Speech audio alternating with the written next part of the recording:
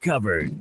Diablo Boots sells only Canadian-made work and biker boots made by Canada West. No American or boots made in China, so no tariffs. All of Diablo's boots have replaceable soles and heels for longer life. Sizes 6 to 14 triple E. Buy quality, buy Canadian. And support Canada West and Diablo, the two best names in the boot business. So save on boots by Save On Foods. That's Diablo Boots, 3340 Gateway Boulevard on the east side of Save On Foods. Buy Canadian. They're terrific.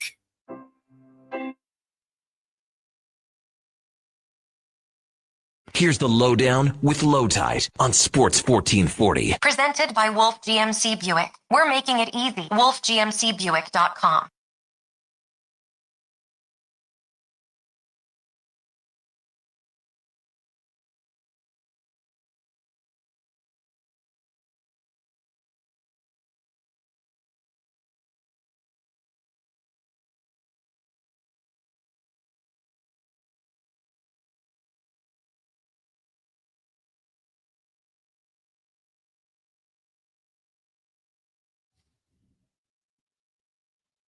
Welcome to the Lowdown. Today's show, the Oilers' 2025 Gales of November tour. It's the capital tonight. That's the U.S. capital. And the lines and pairings look like the coach is in panic mode, but it's injuries.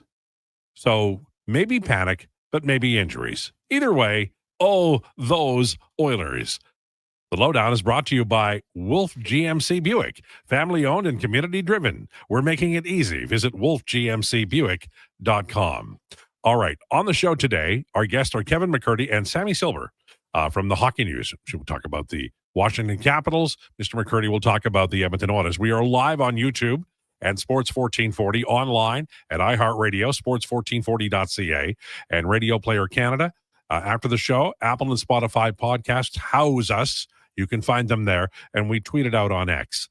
We're on Twitter at Lowetide, at Declan Krueger, at JFenwick04. You can text or call anytime at 833-401-1440. That's 833-401-1440. If you plan to watch tonight, and the early defensive breakouts are those unproductive stretch passes that turn into icings often, you might be better off walking the dog, doing the dishes, and the laundry, maybe put on the winter tires, because the Edmonton Oilers can change personnel. They can go with 7 defensemen. They can do a lot of different things. But they simply are a flawed, in terms of strategy, flawed hockey club right now. And Washington has a similar record, but a much better goal differential. We'll talk to Sammy Silver about that a little bit later on. Okay, it's time for the introductions. He filmed me in the parking lot yesterday. I didn't allow it. It just happened. I want to know where HR is when you need them. Ladies and gentlemen, it's Josh Fenwick. Josh Fenwick, everyone. As mentioned on the Kevin Carrier show this morning, HR retired last week. So, Why? Yeah. Well, HR wasn't doing a lot of good anyway. Well, you know, her complaints went straight in the garbage bin, you know? So what are your plans to use the video for? I didn't film you either. I just was like taking a picture of you. I did not know Karen was in the car. I thought she had a funny line. Oh yeah, Did you guys hear aren't going to congratulate me? Because she had parked in the expectant mother spot. Yeah, and so and I got in the car, and these two knobs, Donovan and Josh, are laughing, and they're like, "What you doing, man?" And I thought they were filming me, and I thought Karen's line was great, which is Karen had a great line because it also caught both Donovan and I off guard, like. Congrats. You're used to dealing with me, not that clever stuff. Yeah, so no, exactly. You're pretty blunt. I thought you were filming me. It's all good. You're forgiven. Thanks. The only man in human history more passionate about college football was Woody Hayes, and he's dead.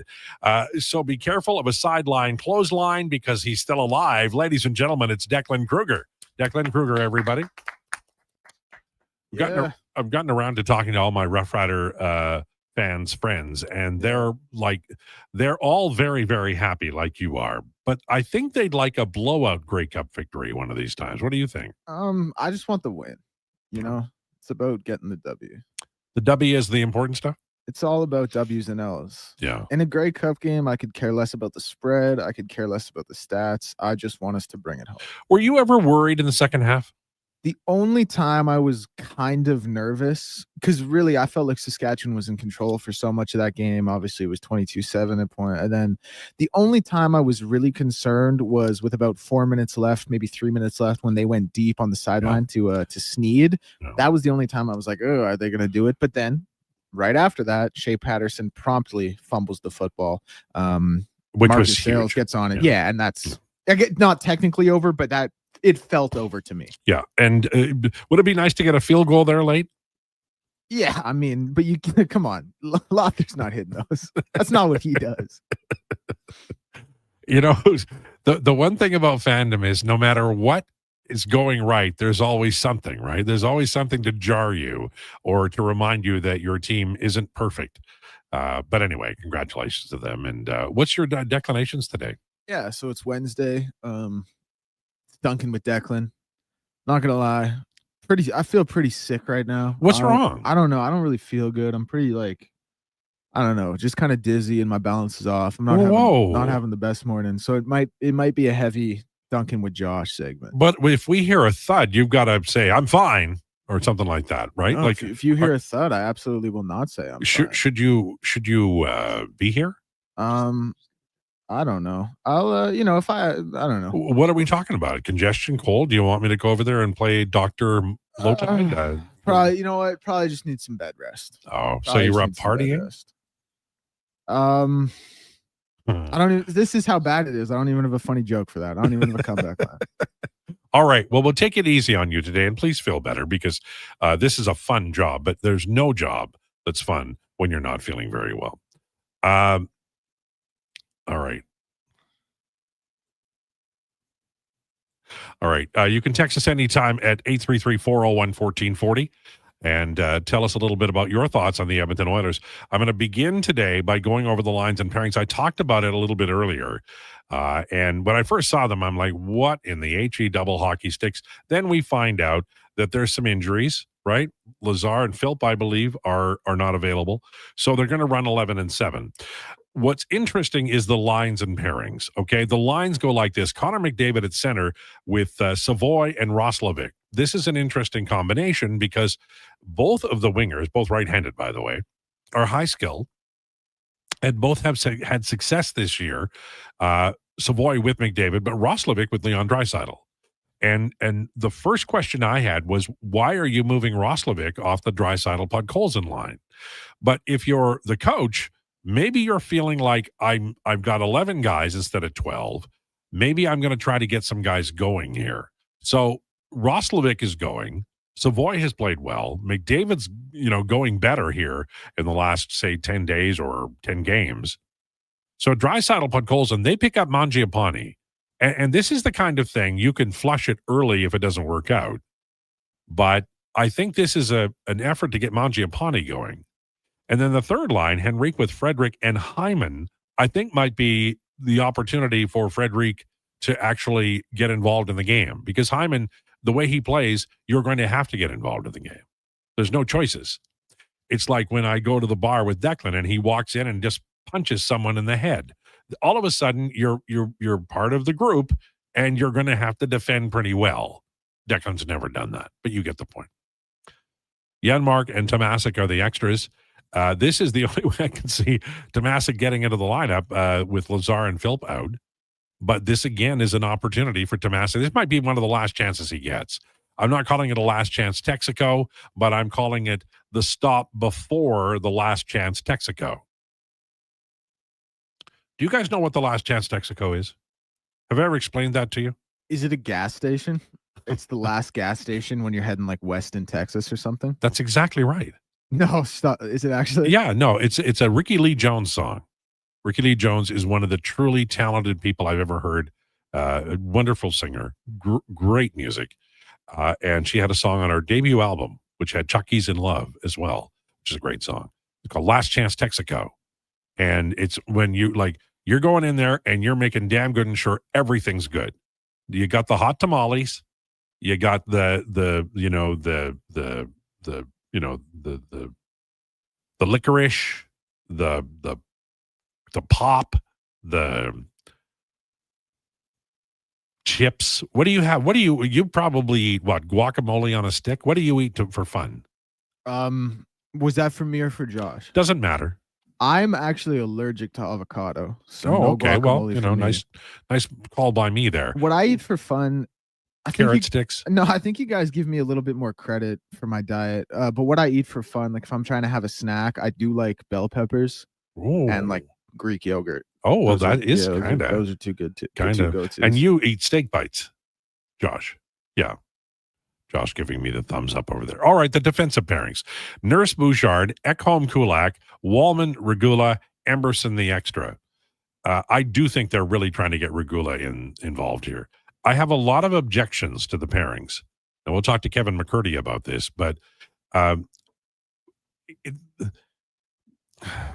Ekholm Bouchard is working. Why doesn't anybody believe me when I say that? Just run them together and run them out loud long time. I don't get it. And Nurse Bouchard, right now, the way Nurse is playing, I mean, I would fade him to the third pair.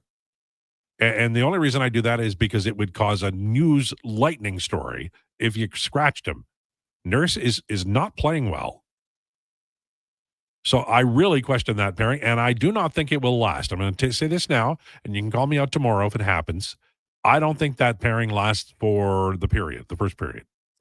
Ekholm Kulak, interesting. Wallman Regula, interesting. Emberson is the seventh, interesting. And Skinner starts. I feel as though the coach is in a little bit of a mode that tells you that he's not only running out of answers, but there's a disconnect in this team, because I don't care what the lines and pairings are. If you work on your breakouts, you're going to spend more time on the other end. And even if you don't score a lot, you're going to be spending less time defending. And my God, that's what this team needs. They need to defend far less than they're defending right now. Like far less. And look, Washington, like they're at the bottom of the Metro Division, but they've got 20 points in 19 games. And if that sounds familiar, it should, because the Edmonton Oilers have 22 points in 21 games. So it's basically the same thing. But the Oilers are minus 12 goal share, including all game states. And the Washington Capitals are plus 4. So who's playing better? I know there's a difference between conferences, but the Washington Capitals are playing better, and they're playing better at 5-on-5. Alex Ovechkin has 3.08 points per 60 at 5-on-5. That leads Washington. Connor McDavid leads Edmonton at 1.97. They're just more productive. Dylan Strom's playing well. Tom Wilson's playing well. That Proitas kid, oh my God, he's playing well. Ryan Leonard, on and on it goes. So we're going to talk to Sammy Silber at the Hockey News here. I bet you I interviewed Sammy a decade ago, several times, many times, and then you get going in life, But I'm looking forward to talking to Sammy Silber at 12:40 today. Now, as far as the defensemen are concerned, we've got enough games now through the season. We can actually look at goal share and say, okay, who's playing well? And Matt Roy's playing well. Jacob Chikrin has a very good goal share. Chisholm, Sandin, on it goes. Nobody on their team, no one who's a regular, has a less than 50% goal share at 5-on-5. They've been playing well. Washington Capitals represent a real tough test for the Edmonton Oilers tonight, who aren't playing well and do not have the kind of template. If you watch the Washington Capitals tonight, their defensemen have a lot of work to do. They do. There is a high degree of skill required to play defense for the Washington Capitals. But the support is much better than the Edmonton Oilers. The Edmonton Oilers somehow have decided that the defensemen are the problem, and yet there are no good outlet options. When a defenseman on the Edmonton Oilers tonight, you can watch it in the first period unless they change it today. When a defenseman gets the puck, he's going to be having to pass that puck 75 feet, tape to tape. There's nobody sliding through the high slot looking for the pass. It's the easiest play in hockey, man. Get your center to do that. John Horkoff, not the most skilled man in the history of time, did it well forever. So I'm saying to you tonight, if you're an Edmonton Oilers fan and they start off awful, do yourself a favor. Just go for a walk, enjoy your family, maybe make some cocoa. I have lots of work I could do around the house, and I may do some of it, or I might play with the dogs. Clifford has given the entire household a different feel, I will tell you. When Clifford comes in from doing his business outside, it's like allowing, I would say, a full-grown linebacker into your home. Full speed, lickety-split. Makes things exciting. You got to get out of the way, man, or you're going to be in trouble. Maybe I'll play with the dogs. What about you? Are you going to watch the game, Josh? Yeah. Yeah. Yeah. Some of it anyways. If I declare myself that like it's not watchable enough on one end or the other, new show comes out tonight. So New what show? New show that I'm a fan of. Is it that stupid one or the other stupid one? Oh, it's definitely pretty stupid. Is it the Strange Things? No. That comes out soon, I think. Is this But I'm not- is there a new Caillou episode or something? You're no, embarrassed to not a talk new about? Caillou episode. Okay, so oh god. So Dungeons and Dragons fan, as you know. Yeah, that's fine. So the first I'm a nerd. I'm not going to go after you. So wow, this is mostly for the text line. They're gonna flame me after this. But the big group of voice actors started recording and streaming their D&D games a long time ago. They got pretty famous. And they got big enough that their campaigns have now turned into TV shows. I know, you're laughing. And so their second campaign is now a TV show called The Mighty Nine. So I will be tuning into that tonight. First 3 episodes dropped at midnight today. Right. What's the target age group? Probably your age group. Yeah, probably definitely for like the older group of Right. Dungeons and Dragons fans who are fans of Critical Role. Right. You understand that I'm in a fantasy baseball league? I understand that you're in a fantasy baseball Right. league. Yes. So you know that 2 times a week I sit around a table with a group of grown men, roll dice, and get excited when the numbers are high. Look, there's math involved. There's simple addition and subtraction involved in what I do, and the pictures are in my mind. You can actually sit down and watch baseball and be like, man, Paul Skeens, what a great pitcher. I have to be like, Bartharm, the dwarf that we're chatting with, man, what a guy. He speaks in a Scottish accent, and it's brutal. Never try to out nerd me. Can I tell you how nerdy I am? Yeah, please knock yourself out. If you gave me a piece of foolscap, and I would say 1 hour, I could come up with a reasonable facsimile of the Johnny Bench 1970 APBA baseball card, and that is a roll dice game that was invented like in the 1920s. By the way, shout out to Statomatic Baseball. Love Stratomatic Baseball. I play that with my dad. Oh yeah, I love Stratomatic too, and APBA. Mm-hmm. We should get together. Yeah, sure. After D&D. Yeah, absolutely. You and I, we can have a beer together. Declan, you're not invited. You guys should kiss. Whoa. All right.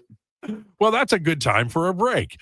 So on the way, we have rumors, and then we have Sammy Silver from the Hockey News. Looking forward to talking to her about the Washington Capitals. Kevin McCurdy at 1 o'clock today. We'll probably do a D&D segment at 1:20, and then it's Declinations Duncan with Declan coming up at 1:40. That's the schedule, and we'll figure out whether or not we can complete the schedule as the day rolls along. Lowdown with Lowetide on Sports 1440 and YouTube. Are you looking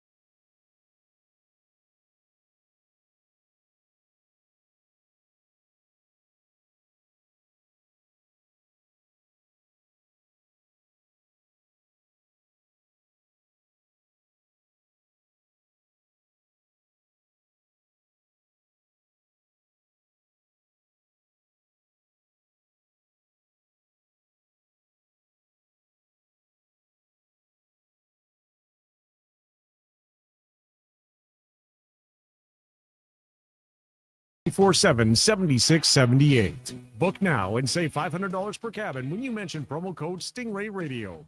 That's cast.tours/Edmonton. Don't look now, but I think we're being followed. Oh, that's just my Fountain Tire sidecar. Well, they're driving pretty close. Because they're attached. Save up to 15% on select tires until December 13th. Cool. Plus, get up to $125 off a set of 4 Goodyear tires. Anything else? Get $50 off a $150 service when you buy those tires. Well, that's handy. Yep. And weird. Well, I love my Fountain Tire sidecar. Book your appointment online today. Restrictions apply. Fountain Tire. We're on this road together, Canada. I'm Rick Showers from No Bull RV, and if you're serious about selling your used RV, then I'm serious about getting you the money you want. You're not the only one who wants to spend the winter in selling mode rather than storage mode, and we're happy to help. People come to No Bull RV 12 months of the year, right, Rick? That's right, Bob. A used RV is one of a kind, which means when the one you're looking for comes along, customers quickly pounce on it. So if you've outgrown your RV or you're looking to upsize, downsize, or just turn it into cash, come see us at No Bull RV. You have to be serious about selling, though, right, Rick? Better believe it, Bob. This is for people who truly want their RV gone. If we're going to store your RV for free all winter, it has to be priced to sell. And that's why customers come to No Bull 12 months of the year. Because you never know when the perfect used RV is going to arrive. And if it's here, it won't last long. And that's No Bull. NoBullRV.ca.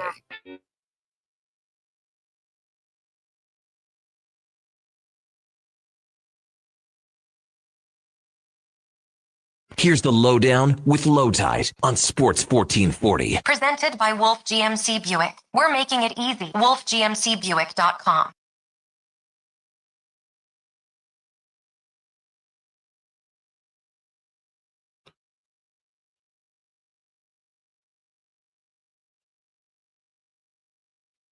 Lowdown with Lowetide on Sports 1440 for Wolf GMC Buick. Family owned, community driven.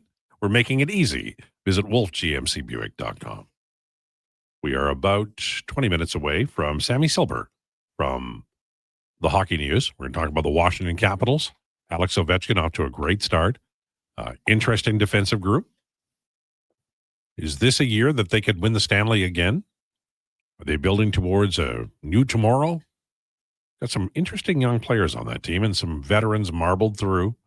We'll talk a little bit about the Washington Capitals, who are in the basement of the Metro, but that doesn't mean a lot. Everybody's kind of tightened up.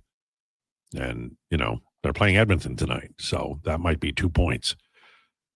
It is time for rumors. Notice how I paused there for effect? I just couldn't pick up my sheet. And I got to hold it close because Declan keeps reducing the size of the font on this damn thing. Brought to you by... I don't print it. Yeah, but you reduce the font before you do. Oh. You don't, what do you mean you don't print it? Oh, sorry, I print it. I don't type it out. Yeah, but you can reduce the font. No, I'm not good with Acrobat, PDF, all This that is the nonsense. font. Brought to you by Great Canadian Solar. Great Canadian Solar has been helping homeowners and businesses harness the power of the sun for 15 years. Invest in solar and yourself. GreatCanadianSolar.com. I sure like blaming Declan for things. You know, when Rick Monday hit that home run in 1981, I blamed Declan. I mean, sure, he wasn't going to be born for decades, but somehow I knew it would be his fault.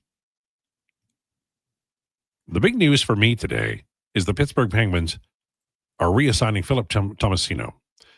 He was on waivers yesterday. He went unclaimed. Now, the Oilers, this is a really good hockey player. The Oilers could have claimed him and sent down David Tomasic. That would have been a really good move. And you could say, Lowetide, they got lots of, right-handed skin. I don't care. The idea is you're picking up players. You're picking up players of value. And you're picking up players who might play ahead of other guys who are on the roster right now. And by the way, you're down a forward. I like Tomasino a lot. Now, he's had his chances elsewhere. This isn't a good look. I still would have claimed him. I think that would have been the play. That's a really good player, and chances are by the end of the winter, you're going to hear about him doing something.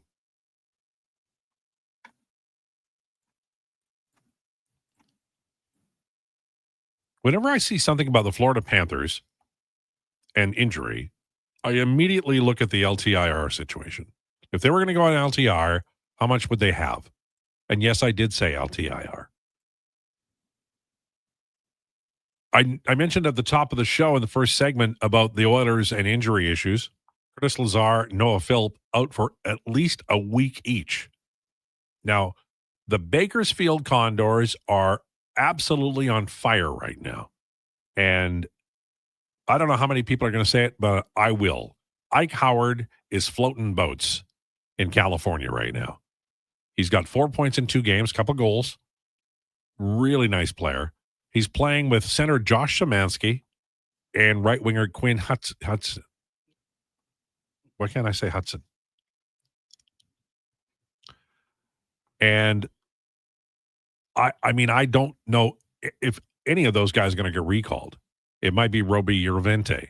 But I'll tell you, the last time a line played this well in the AHL for the Condors, it was Tyler Benson, Cooper Marody, and Josh Curry. And that's a while ago, maybe 2018-19. And none of those cats ended up making any kind of impact in the National Hockey League. I think Curry probably had more games than anybody. But I do believe that Quinn Hudson, that Josh Szymanski, and especially Ike Howard are going to have an impact. And if they're sending reports north about Ike Howard, it better be in bold and 50 font, Times New Roman. This guy is going. And by the way, Atro Lepinen, who is Finnish, so I have to cheer for him. I don't have to, but I want to, has really improved. He's posting offense now. And the goal shared 5-on-5 at even strength has improved. And part of it is he's playing with a rookie. Bo Akey has done really well with him. So those are the Oilers situations. I will read the lines and pairings again, just in case you showed up late. We will need a note from your doctor. Remember, if you show up late for the lowdown, you have to provide some kind of reason for it. And then if asked, if prompted, you would have to get a note from your doctor.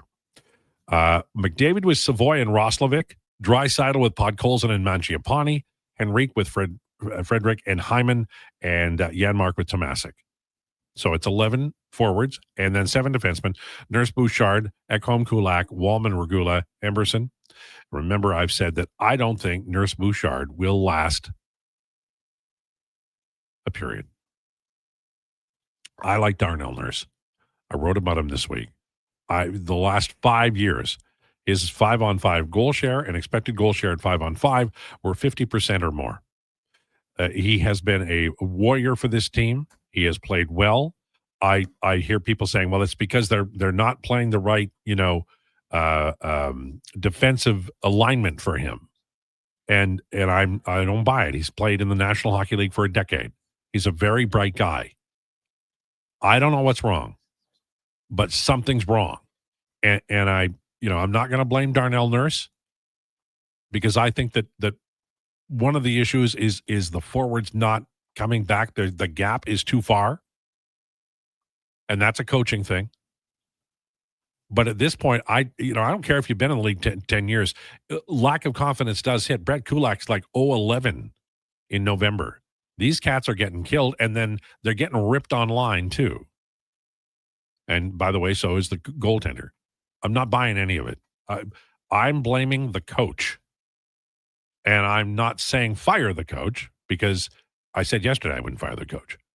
But the coach, the guy who coaches the defenseman and the guy who coaches the forwards need to be locked in a room, and they need to come up with a plan that works for everybody. The defensemen who need an outlet pass that's not 75 feet, and then for the forwards to understand what your damn job is. I've seen a lot, and I'm not kidding you. I've seen top of the depth chart and bottom of the depth chart forwards turn away from their mark maybe 5 seconds or 2 seconds before that mark scores a goal. What the hell's going on? Like, if you're dropping off to cover a certain zone, then you have to be pretty damn sure that the next guy up is there. And I don't think these Edmonton Oilers are on the same page, is what I'm saying. And that's a coaching thing. That can be solved in one meeting. Maybe we see it tonight. Maybe they bring out those gorgeous passes they used to have before Paul Maurice just absolutely obliterated every confident thought that Chris Knobloch had. But right now, it's just pure, unadulterated garbage. And the breakouts, I said this on Twitter the other night, the breakouts for the Edmonton Oilers need to be put on the whole plan. Take the computer that has the plans for the breakouts and all the video that supports the plan for the breakouts, put it on a garbage barge somewhere in New Jersey and send it out to sea. New York does that with their garbage all the time. The city, not the team. This is really shameful that a National Hockey League team is marching into games and they appear to be either ill-prepared, indifferent, or actively working against whatever the plan is. And that's coaching. And no, I do not think they should fire the coach. I don't think you can do that. 2 Stanley Cup finals, you've got to give him the chance to figure this out. And the record does not indicate you should do that. The play on the ice is alarming. Alarming. I'm recommending that you don't get emotionally upset watching tonight because this is traumatic stuff that the Edmonton Oilers are doing. But maybe it turned it around. I would tune in. Maybe they're turning it around.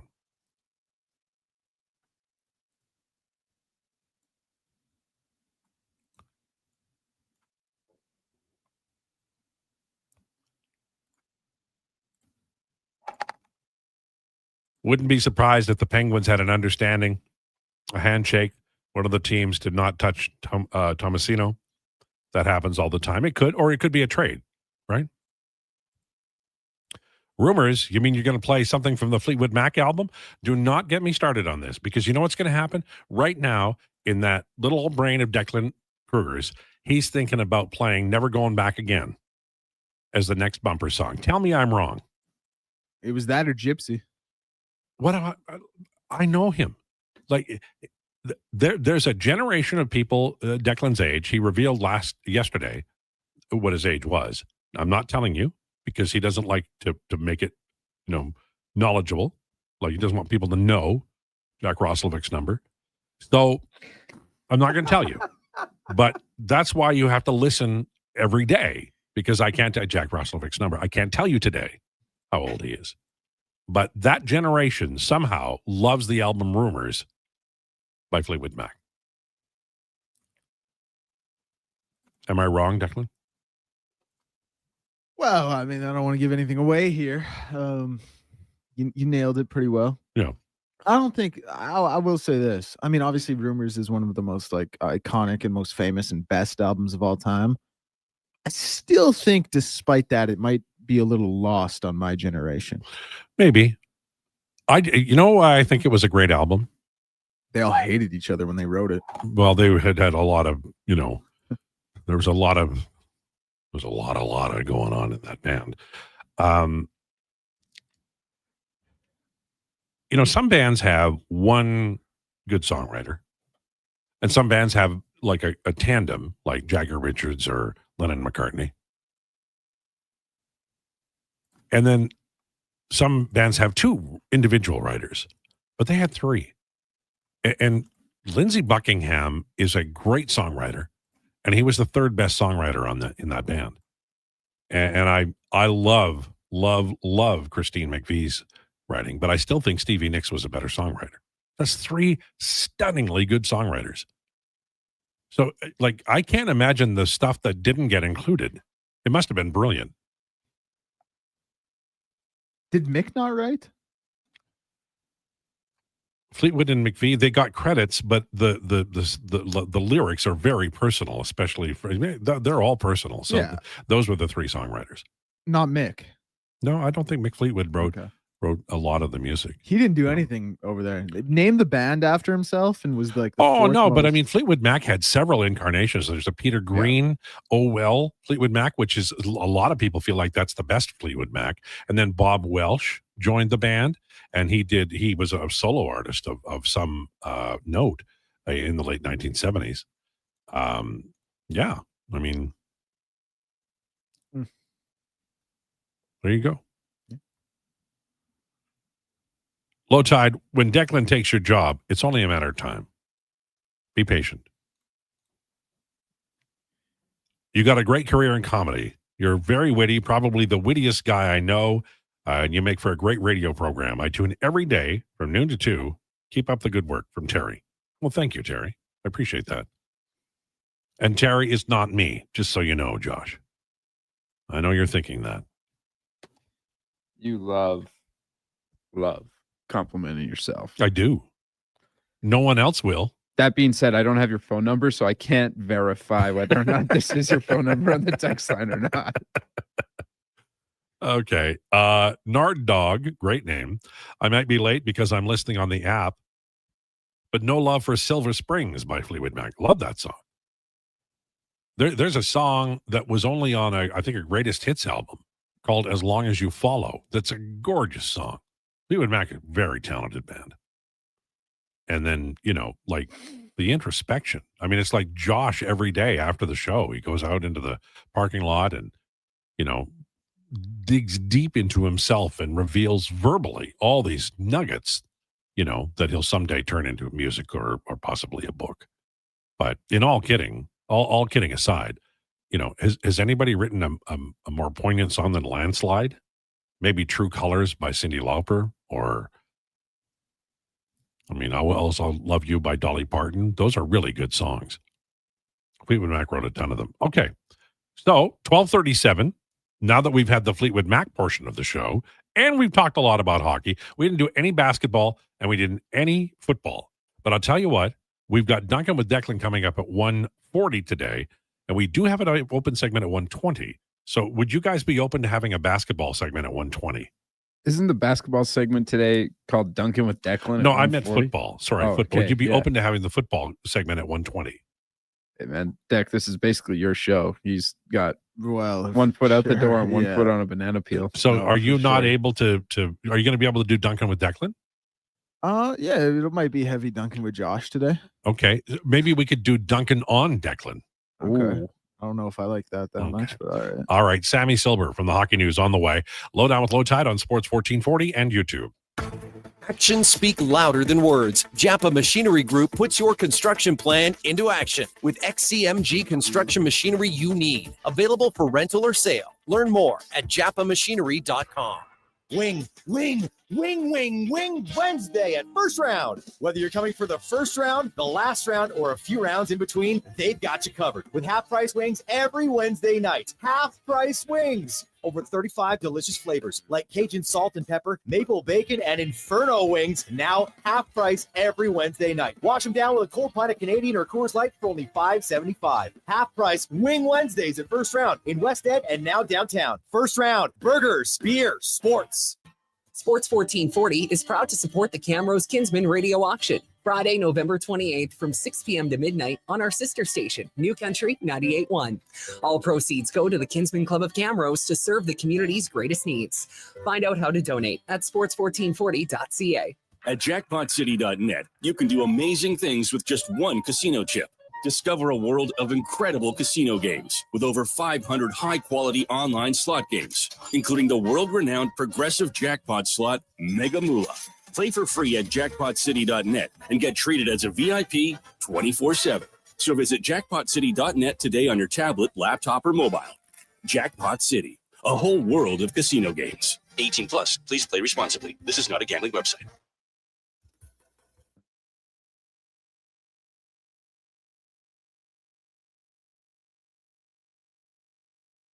Here's the Lowdown with Lowetide on Sports 1440. Presented by Wolf GMC Buick. We're making it easy. WolfGMCBuick.com.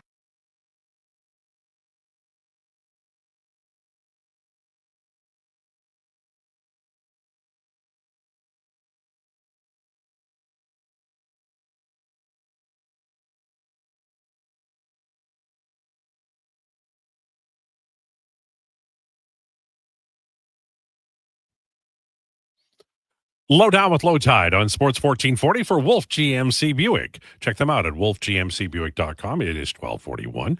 We are now joined by Sammy Silver from the Hockey News. I don't remember the last time we talked, but it's been too long. I've been up and down, but it's good now. So how about you? How have you been? There you go. Well, you're working for the Hockey News. That's a nice gig, right?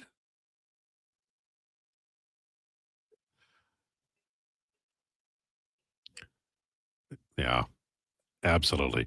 All right. So interesting game tonight. Washington Capitals and the Edmonton Oilers. They really have similar records, and obviously hoping for more good times ahead. But the Oilers are minus 12 in goal differential.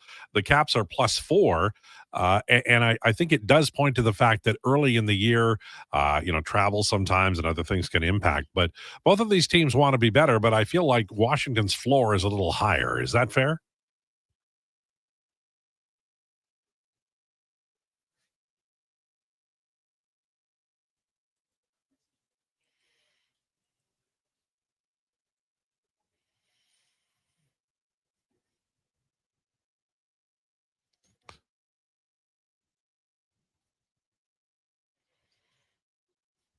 Special teams are the real problem. So, I think there's obviously a lot more to be desired, especially when you're doing all the right things and the puck's just not going in.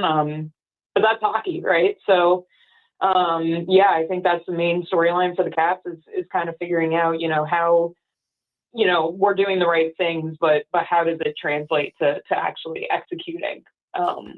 So we'll see where it goes. The team itself, I mean, it's a veteran group, but there are some interesting young players marbling themselves in. And I'm always fascinated to look at Washington's defense because they're, as I said, a lot of veterans there.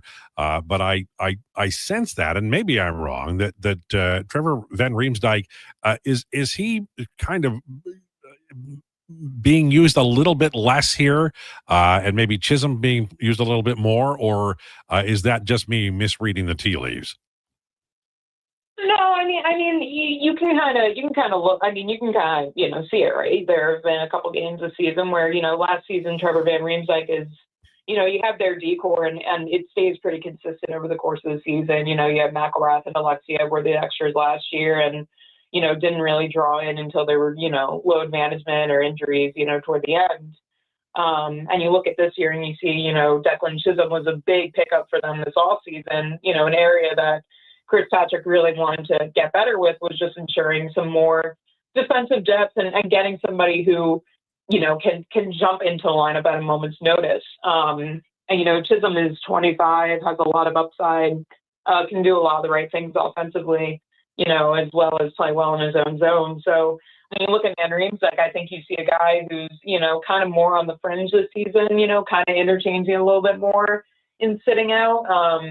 Obviously comes back in last game, draws in, stays in, and, works on that bottom pairing with Sandin. So, definitely a guy that, is kind of, looking at his role changing a little bit, and we'll see where it goes the rest of the season here. It seems to me like I was talking to about the Buffalo Sabres not long ago, and they're in last place, but they're like everybody's really crowded. So when I look at the Caps and they got 20 points in 19 games, and I know they lost an OT the other night, and they've had a little bit of a tough run here, 3-5-2 in their last 10. But the goal share is there. There's they're 9-8-2. It's not like a disaster. I've seen some teams with some terrible records when they're in last place. This isn't one of them. So is there panic, or is it just a matter of, man, we're doing the right things, we've just got to get better results? Yeah, I think it's who you ask, right? Like, I think if you go to like your average Caps fan, they're like, this is nothing like last year. It's terrible. But then, if you talk to the players and the people, and the staff and the people, actually, close with the team, it's a different story. It's trusting the process. And again, like this is hockey, right? I mean, it's something that makes the sport, so beautiful and so frustrating at the same time, is that you can be doing all the right things and the bounces just don't go your way sometimes. And, I think you look at the Caps right now and, have there been issues? Yes. Like special teams is an obvious problem, when you're talking power play and penalty kill. The guys who maybe, were off to red hot starts last year and on pace for 30 goals aren't necessarily at that level right now. You need your secondary scoring, you need to execute. But when you look at the systems, when you look at the goal shares, the advanced statistics, the numbers, they are doing the right things. They're not playing bad hockey. And then obviously you have Logan Thompson, who's, obviously playing at a very high level, and Charlie Lindgren, who, bounced back the other night, but, in the starts he's gotten, they've been, what have been called, Barry Trotz called them junk mail starts, right? Where you're playing, the second game of a back-to-back, or you're playing a matinee in the middle of the day, and the situations aren't ideal. So there's a lot that goes into it. Caps have had a lot of back-to-backs. The circumstances aren't there. Finish isn't there. Okay, what can we do? And the only thing you can do at this point is trust the process, and that's what they're doing. You mentioned Logan Thompson, great goaltender, obviously in Vegas and now in Washington. But when we look at how teams are built and single moves that could be impactful over several years, trading a couple of thirds in June of 2024 to pick up Thompson was a brilliant move by the Washington Capitals, and it continues to pay off. Oh yeah, no, I mean, honestly, I was in the Sphere, running around when the trade came over the intercom, and I was like, that's a masterclass of a trade right there. I think you look at the Caps goaltending situation, they're in a very fortunate spot where they have two strong goaltenders who both contribute, a lot on the ice, but also so much in the locker room to keep the team together. And, when you have two guys in net who you can trust and go with either, you're going to have a good game.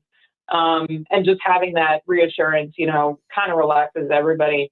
But Thompson in particular, I mean, you look at his goals saved above expected, you look at, the way he plays the game, his approach, his reflexes, his lateral movement, his glove hand blocker, everything is just, he's playing at an extremely high level. And, it's not just the high level that matters, it's the consistency too. And when you get that from your goaltender and you're able to know that, he can take on, heavier workloads and longer stretches and kind of be more of a starter here and still put up those numbers, really encouraging. And you just look back at that trade and you're just like, man, Washington, that's highway robbery right there. Sure. For Oilers fans, it's just a killer because they've been looking for that goaltender forever. I want to ask you about a couple of old guys, and then I'm going to ask you about a couple of young guys. And I say old, not old relative to the world, but hockey-wise. John Carlson off to a really good start offensively, 14 points in 18 games. And Ovechkin, 6 goals and 9 assists, 15 points in 19 games at the age of 39. I keep waiting for Ovechkin to, show, and I know that he's been up and down at times, but this is a guy who is, Russian machine never breaks, and he's old and he's still playing at an extremely high level.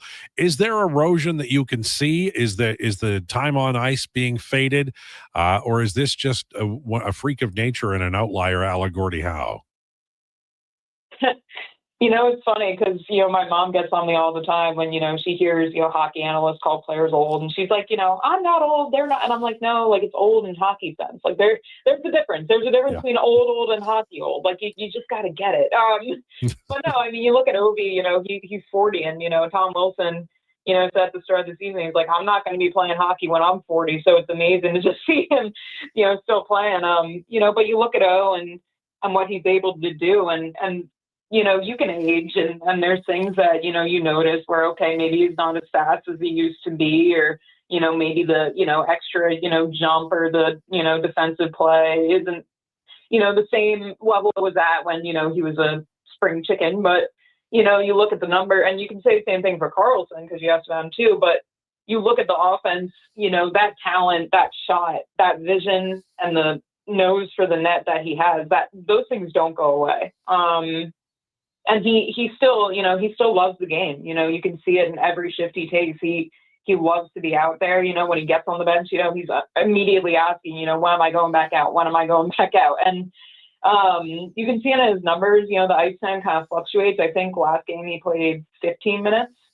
But it's not, he's still averaging, a good amount of time as a top six forward, and why shouldn't he? He's putting up points, he makes good plays, he has his scoring prowess, and he's picking it up. It was a slower start to the season where maybe you're like, oh, okay, things are maybe not looking as good as they were, and then he picks it up. There's TJ Oshie said it best, to me. He's like, you never bet against the big man. So he's obviously, doing the right thing still and picking it up here in his last few games, and we'll see how he fares against the Oilers tonight. And then, same for Carlson. He still has a lot left in the tank, maybe not as sharp as he was, back in the day. And a lot of that can be, to the league changing too and getting faster. And you see, the McDavids of the world and the Dreisaitl's of the world, changing the game and making it so much faster and more in your face. And, it can throw, the veterans off a little bit, but,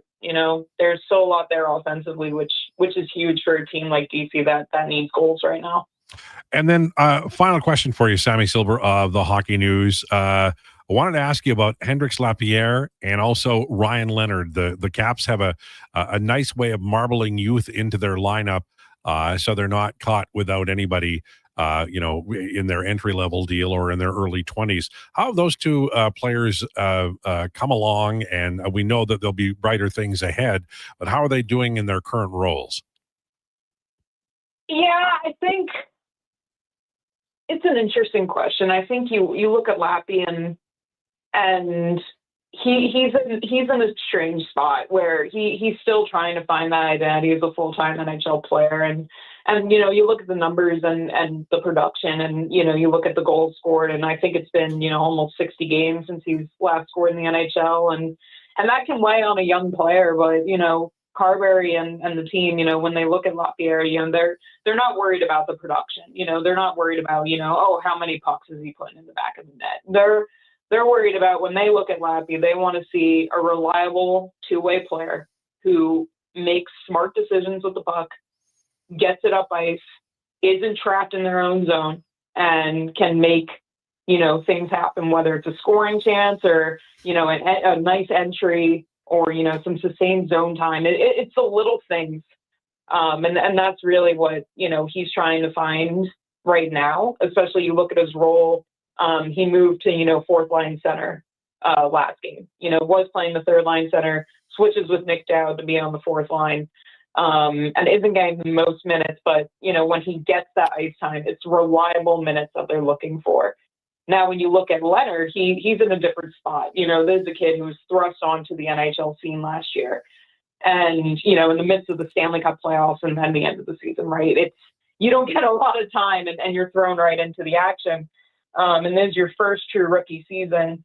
And, he's been in a situation where maybe he's not getting as much ice as he had hoped or the team would hope, just based on circumstances, situations, who's playing on what line. And, the big reason that Dowd moved up to that third line to play with Leonard was to kind of give Leno a little bit more ice time. And you can see, he benefits the more he's on the ice. He works wonders with the puck. He makes great plays. He's getting his chances. He's getting shots off. It's just the same story as the rest of the Caps, and there's just not a finish right now. And talking to him yesterday, he mentioned, it's frustrating, especially when the puck, isn't going in and you feel like your chances are there and it's just not going in. And, so maybe you switch sticks for a game, or maybe, you try a different approach. But, for him, it's just staying patient, like Lapierre, not focusing on the production, but focusing on, hey, I'm doing the right things, trusting the process, which I'm sure Caps fans are tired of hearing that right now, but it's true, and especially in this sport. So that's really what you look at when you look at those two young players in particular. Thanks so much for this. It's great talking to you again. We have to do this sooner next time. Okay. Thank you very much for joining me. No, of course. Thank you for having me, and hopefully I see you soon. And yeah, miss the Oilers days. So it was fun to catch up. Sounds good. All right. Have a good one, Sammy. All right. You too. Take care. Bye. There you go. Sammy Silver from the Hockey News talking about the Washington Capitals. Interesting team. And they're they're in a tough division and they've had a difficult run, but their record isn't that bad. Does that remind you of anybody? Well, probably the Edmonton Oilers.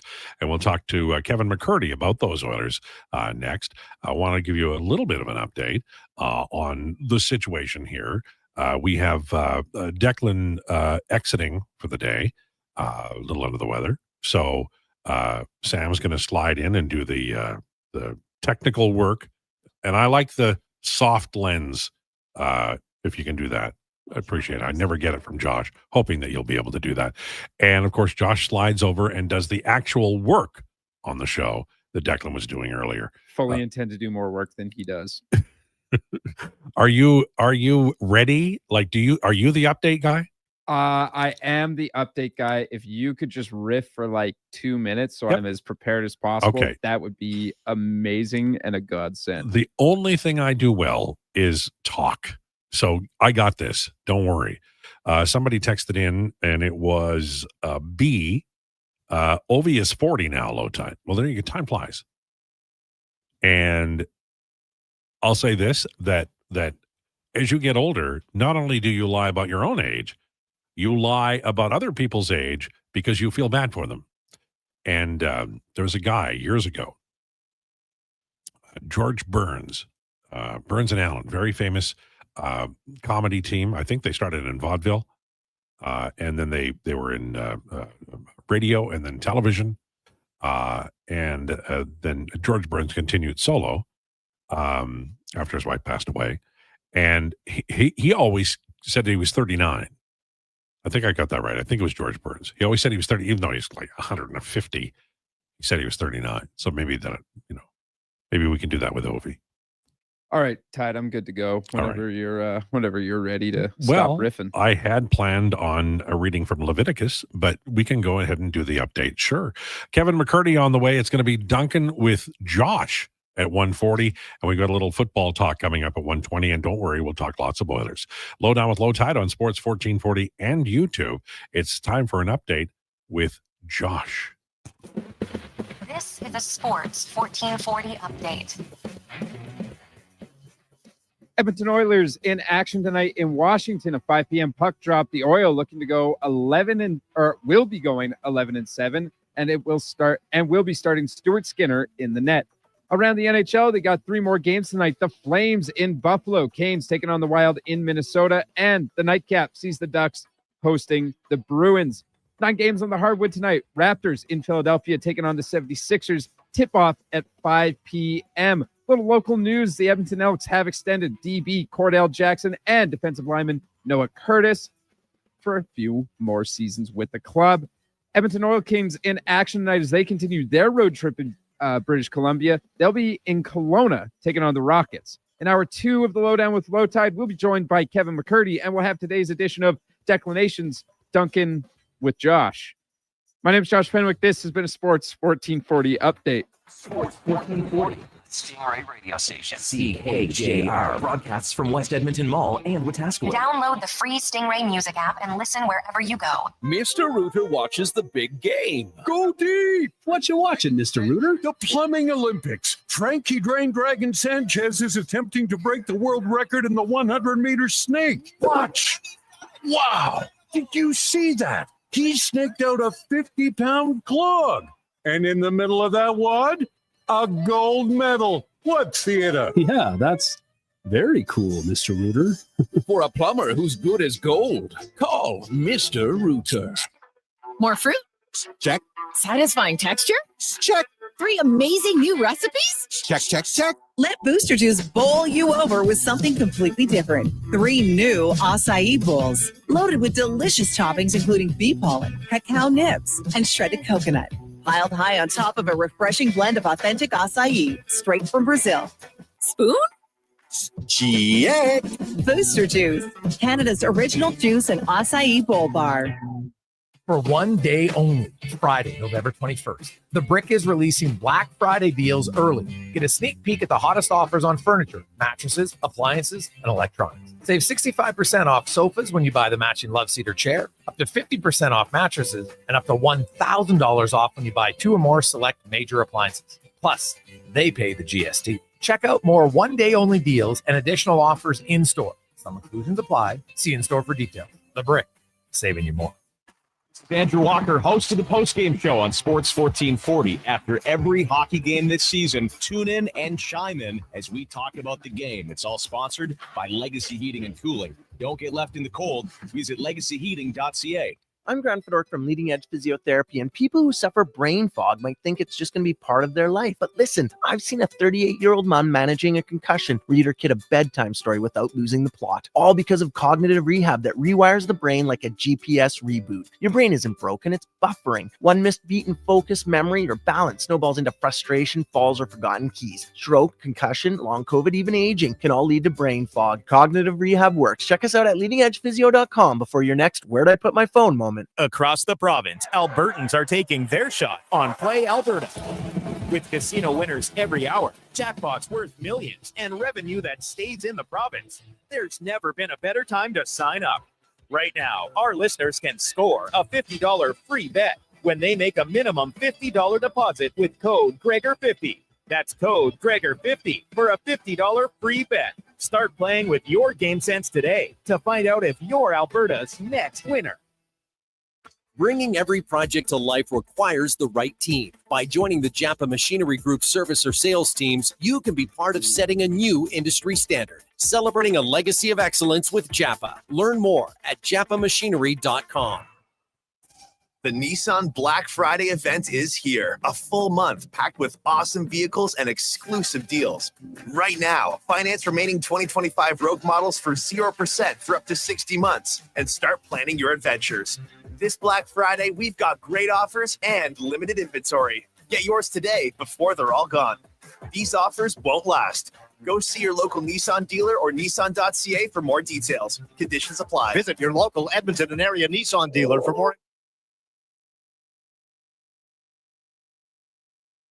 He knows all about the Expos and Oilers. It's the Lowdown with Lowetide on Edmonton's Sports 1440. Presented by Wolf GMC Buick. We're making it easy. WolfGMCBuick.com.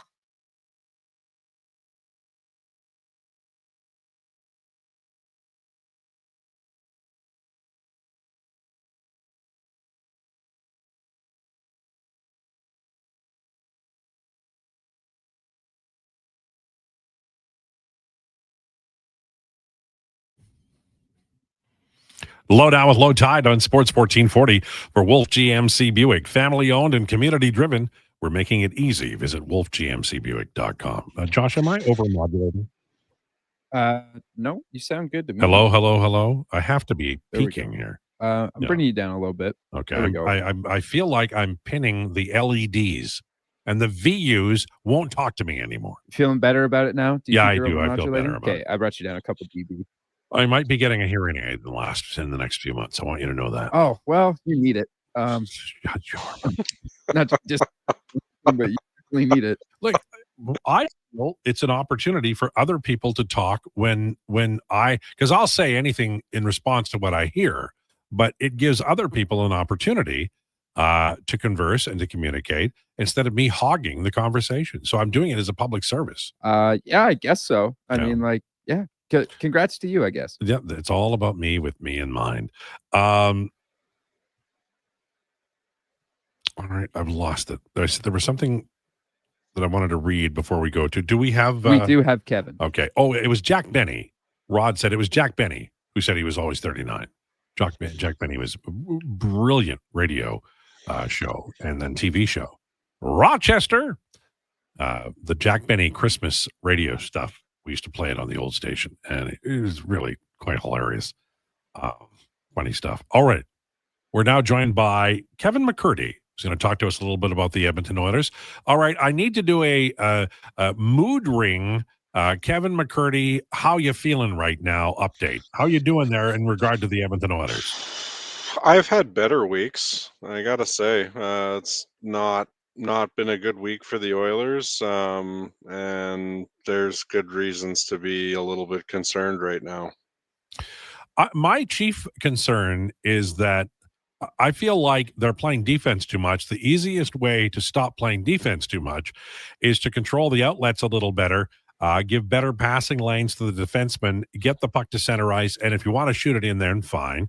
But these tip drills that they do at the blue line are useless. They never retrieve the puck because they're not built that way, and they end up turning it over. It comes back hell bent for leather within 4 seconds at the latest, and it just seems to me to be something that a coach would be able to turn around in 1 or 2 practices, and I do not understand why it continues. Well, to be fair to them, they haven't really had 1 or 2 practices to turn it around with. It's been a pretty tight schedule for them as they've been traveling all over Hell's Half Acre, to coin a phrase. It's been a really bad month for them travel wise, and they have not had opportunity to practice. That being said, uh, this reminds me of Dave Tippett hockey. The whole dump, well, it ends up being a dump chase, don't get the puck back, and then having the puck back in their zone before they know it. It's extremely frustrating to watch. I'm sure it's extremely frustrating for them to play. And I know that this team can be better and should be better than they currently are. The other thing that is irritating me a little bit here is, and I said it like right at the beginning of the regular season. I said it felt like Chris Knobloch was rejecting the summer that Stan Bowman had. They had decided to play McDavid and Draisaitl together on a line, which clearly told me that Andrew Mangiapane and others weren't going to be in feature roles, although Mangiapane finally got there and did not do well. And I kind of feel the same way. This team can't run McDavid and Draisaitl 24 minutes a night all season. There's an Olympic year. We just talked about a compressed schedule, and yet there's very little trust, and there's just absolutely no chemistry on the third and fourth lines. It seems to me that it might benefit the coach to pick a third line and pick a fourth line and then play them for 10 games. Yeah, I think that the juggling is really sort of been brought to a head in terms of being a pain point for this organization. They've used an absolutely exorbitant number of line combinations. I see tonight that Zach Hyman's been demoted to the third line, which I actually think is an attempt by Knobloch to inject some life into that line, because there's nothing happening in the bottom six right now. Nothing. I mean, McDavid and Draisaitl are actively trying to carry things, and they're doing a middling job of it. They have their own struggles, even though they're respectively very high up on the point index for the league. But they're just having a ton of issues, actually, as a team, getting enough scoring to get the job done. And I don't think there's any one area that's safe. Defensively, they suck. Their goaltending has been at best middling, although Stuart Skinner's had a couple of acceptable games now. Their offense isn't really creating much, and it's a recipe for nothing to happen on the win column. They're lucky to have the number of points that they have right now. When we look at this team at the end of the year, I see a lot of people talking about things like, McDavid and Draisaitl will drag this team into the postseason, and I don't discount that. But at some point in time, do you think it might behoove this organization to say, let's play Savoy in a feature role, let's play Roslovic in a feature role, let's just devote all the time to Regula, and maybe find a goaltender, and possibly he had a good game last night. Possibly it would be Connor Ingram to come up and play half the games, because I feel like Chris Knobloch is coaching games like it's a playoff game tonight, and I just don't think that's going to work, even with these outstanding players who are the Edmonton Oilers. I think the coaching is starting to feel the heat a little bit for the underperformance that's been experienced thus far. And I think that's a firefighting measure to try and generate some wins and generate some momentum. I mean, every coach that McDavid's ever had in the Oilers organization eventually has fallen back to Mick Dry, right? Like it's been a fallback since the beginning of time. And the reason is because they're the two best players on the roster. It's really that simple. And they believe that they can tilt the ice. And most nights they can. Some nights they are not able to tilt the ice. And to your point, it would be really good in a night in November that we're giving the young guys some leash to go and make things happen. I believe Savoy has done an excellent job of that. Roslovic's been promoted to McDavid's wing for tonight. And I think that maybe is a little bit of a slap to Draisaitl, but maybe it's also an opportunity for Draisaitl to try and get Mangiapane going, because that has had also nothing going for it. So the line combinations are a bit different tonight. Nurse is in the top pairing with Bouchard. I know that's going to be controversial. That's the reality is, of all of the defensive pairs that they've tried, the only two players that Nurse has had even remotely successful results with are Alec Regula and Evan Bouchard. So I think this is an attempt at finding who he's least bad with and trying to put something new together to see if they can get the other defenseman going. From the point of view of looking at this roster now, and I do think that somebody said the other day to me that this team is going through a hell of a road trip, and that does impact. And you mentioned earlier about the lack of practice time, and every organization is going to have that. But I still think that good organizations can get something out of these trying times, and I would like to point to, like, I think Savoy is coming into his own here a little bit. And I think Roslovic has really shown that he's more than maybe we thought he was. And he's been more consistent through almost 20 games. And that is something. But I'll be honest with you, Kevin. I feel like, there are things here that could be addressed. Like Calvin Pickard is not playing well. And the patience being shown, I guess, relative to past, Ken Holland and other general managers might be good, because you don't want to overreact to something. But I also feel like this team is like in a malaise, and maybe they do have to do something a little more than tweak to kind of upset the apple cart a little bit. Do you agree with that, or do you like the way they're going in terms of consistency with the roster? To an extent, they're running out of options. I mean, Philp and Lazar are now out for the rest of the road trip with upper body injuries. So they're down to the roster they have, and they have no more cap space to make any additional moves unless they either put somebody on long-term injured reserve or they waive somebody else. So we're back to money in, money out, to pull a Ken Holland phrase here. I do think that it's time to send a ripple through this roster. I'm not sure how you do it. The goaltending situation is tricky. I don't think that Matt Tompkins is really going to be much of an improvement on Calvin Pickard. And to be fair to Connor Ingram, he's had 2 solid games in a row, but I want to see a couple more. Let's give him an opportunity to get settled in and prove to himself that he's back in the fight, right? Like, I know he's probably raring to go to an extent, but we also don't want to, Edmonton's a lot like Toronto in that we're a bit of a pressure cooker of an environment, both from a media and fan base point of view.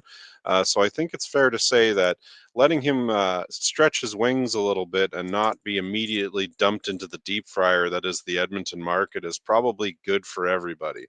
Because if he can get some stability going, then maybe that's the move you make. Maybe you bring Ingram up, and maybe you look at considering giving some ice time to guys like Hudson or Connor Clattenburg. Even like there are options there that they have within the organization they could use, but they're pretty hamstrung in what their possibilities are cap wise right now. That's fair. I wanted to ask you about Troy Stetcher's comments. I think that Connor McDavid as captain is a good thing, in that he's very intense and absolutely laser focused on winning the Stanley Cup.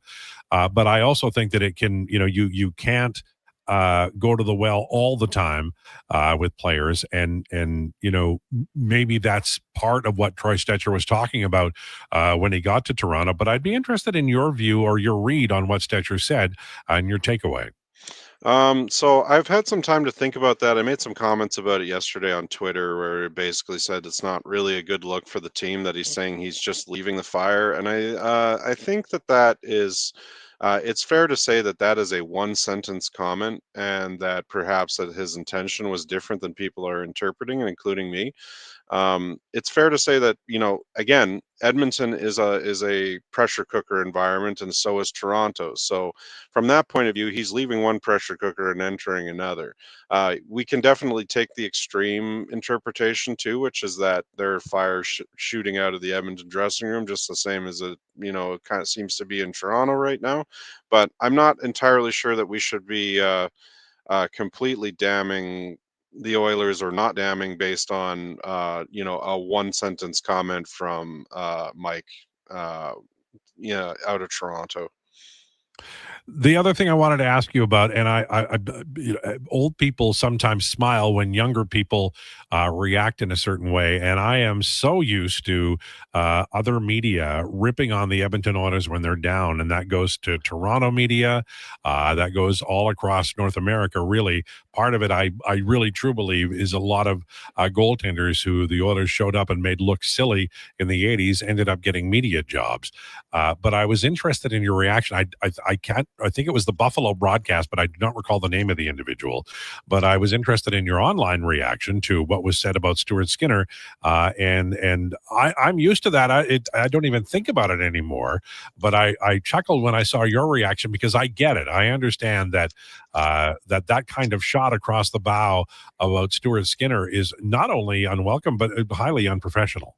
Yeah, it was Rob Ray, and he basically said that that the net was empty for the Oilers in the Buffalo game, and that's really that's not even remotely factual. The reason I was so choked about it is because Stuart Skinner was the reason that game wasn't a blowout. Yes, they scored. The game ended up being 5-1. It could have been considerably worse. The Oilers played horrendous hockey. They had 18 high danger chances against at 5v5 and only 7-4. The expected goals were like just over 3, and Stuart Skinner, was that right? It was 5-1? Remind me, was it 5? 5-1, I believe, yeah. Yeah, okay. So the expected goals were just over 3, I believe, and he, allowed 3, I think. No, that doesn't seem right. I might have my stats here crossed up, folks. I'm sorry. I'm having a moment. It's okay. Either way, Stuart Skinner was very much present for that game. Could you get one more save? Sure. Was it going to make the difference in that game? Absolutely not. Is the goaltender the number one reason that the Oilers suck this year? It's a contributing factor, but not anywhere close to being the only reason. Defensively, this team has been poor. They are the polar opposite of what they were last season at the end of the year. I think that I get a little bit frustrated when guys like Rob Ray, who are part of the commentary team for an organization that hasn't made the playoffs in 15 years, start shooting across the bow of organizations that went to the Stanley Cup final 2 years in a row. That kind of stuff frustrates me, and it's unprofessional in my opinion. All right. Thanks for this. I appreciate you bringing it all today. Very interesting segment, and I thank you for it. No worries. Have a good week, everyone. There you go. Kevin McCurdy, 119. The Athletic Trade Board, NHL Trade Board for the trade deadline has just dropped. I also want to talk a little bit about football, NFL football, and it's Duncan with Josh today. Are you scrambling, or are you just going to read from a prepared script that Declan left you? Declan has no prepared script. Lucky for me, I work on Hoop City every Saturday, 10 to 12 with Paul Sir. I'm the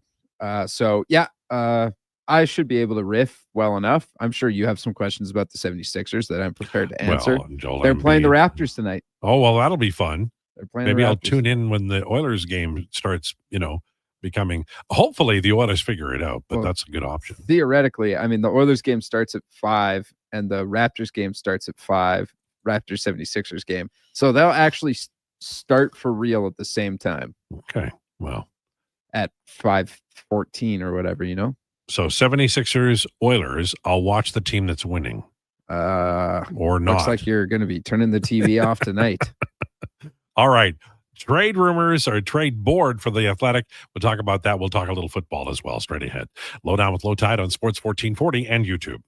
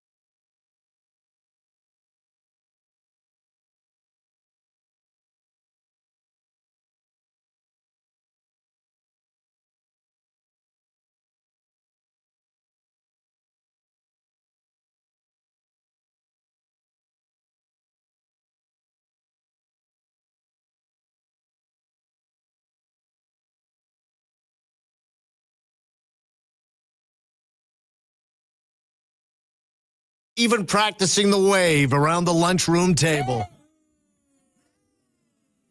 Till Bob's soup splattered everywhere. I'm so hungry. Poor Bob. Oh, well, gotta love the passion. Speaking of which, their team is all in on cutting metal to your exact specifications. And fast. Metal Supermarkets, the local convenience stores for Southside, West End, metalsupermarkets.com.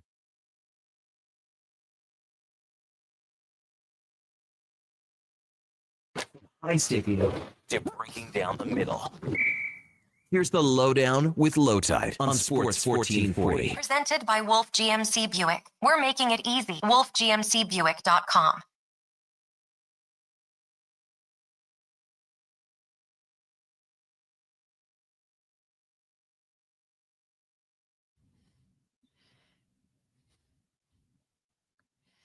Lowdown with Lowetide on Sports 1440.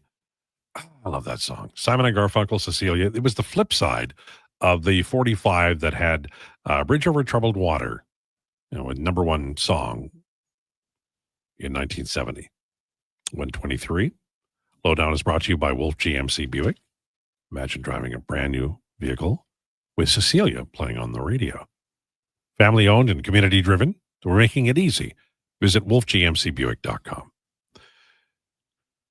I want to start here. The Athletic has their NHL trade board 25-26. Chris Johnston puts it together. I'm sure he has a lot of help. Rasmus Anderson, this is basically going to be the Calgary Flames roster. But Rasmus Anderson is #1. I don't think the Oilers would be targeting Rasmus Anderson. I think they've got Evan Bouchard. I like Rasmus Anderson a lot. He'd be a great get, but I think they have needs elsewhere. Maybe I'm wrong. Steven Stamkos is #2. Love to have him. Love to have Steven Stamkos on this team. I don't know that that's going to be the target. Alex Tuck, who's ranked #3, I think might be the guy. He's 29. He's a free agent at the end of the year. He's going to have a hell of a payday coming over the summer. And Buffalo would like to sign him, and there was talk, but those talks have been shelved because they're focusing on the season. So Tuck is a productive player, and I think he would be a good target for the Edmonton Oilers. I wanted to ask Josh about the #4 player, a player that I've always liked, but he's 33, but can still skate, be a rental for sure. He's got a two-way ability, and he can score. Is it my guy, Blake Coleman? Yeah. Blake Coleman is #4. Tell me about him and tell me, you gave us such good intel on Andrew Mangiapane. Yeah. No, I'm teasing. But you were very strong on Mangiapane, and the year has just started. But Blake Coleman, tell me about him and what he could bring the Oilers. Listen, I don't think he wants to. I don't think the Flames want to give the Oilers anything respectfully. Mm-hmm. What do I think? He's a pretty skater. He's intense. He's got a little bit of grit to him. Blake Coleman likes getting scrums. So I think that's good. He's got a nice stick handling. And he's not terribly expensive, 4.9. He's not terribly expensive either. The Oilers have a real problem with expensive things on the roster right now. So that's a bonus. All around, I like Blake Coleman. It makes me happy when he's on the ice. Would you consider him a superior player to Kiefer Sherwood? Ooh, that's a good question. Sherwood is ranked #17 on the list. I'd say they're probably about even. What about Jordan Kyrou? Kind of an up and down guy, Jordan Kyrou highs are higher than Blake Coleman. Yeah, but he's $8 million. Yeah, that's another problem. Kiefer Sherwood, he's young, right? I'm not getting him mixed up with somebody else. He's like 27. Okay, 27. Kyrou's 27. Kyrou's 27. How old's Kiefer Sherwood? Kiefer Sherwood is he's not that old, 30. Right? 30? Yeah. Man. Well, time flies, man. Yeah. I thought he was. You wait until these cats start retiring. And you go, what the hell? And LeBron will still be playing in the NBA. It's one thing for me when Evan Cornway retired. I'm like, it's my dad's teams. It's no big deal. But when you get like when Gretzky retired, I was like, what in the hell is going on? Yeah, that's got to be weird, right? Like, I think that's going to be the same for me when, obviously, like in the NBA when LeBron tires. Yeah, and like Stephen Curry and Kevin Durant and them, that's going to be weird. Baseball, when Mike Trout retires, and that's the day I'm going to be very, very heartbroken. Nazem Kadri's 35. He's very expensive, $7 million. Where's he ranked? He's ranked number 21. I've always liked him as a player. I think always. he's the best trade piece the Flames have. Right Man, now. I just like, you get Nazem Kadri. It's like hiring like a center who won't give up on plays and will give you everything. And maybe he's too emotional, but I'd rather have that than somebody who's too cool for school. It's like hiring Josh Fenwick versus hiring Declan Krueger. You know what I mean? Is that what it is? Nah, I don't know. You know, sorry, Declan. By the way, I didn't hire either of you. So no, you had no say in the matter, and you work with both of us now. I have to say that I never can pick favorites. I can't pick a favorite. I don't expect you to person pick favorites that I would have. No, I was just thinking about it now. I've enjoyed every one of the producers that I've had. It's a really fun relationship.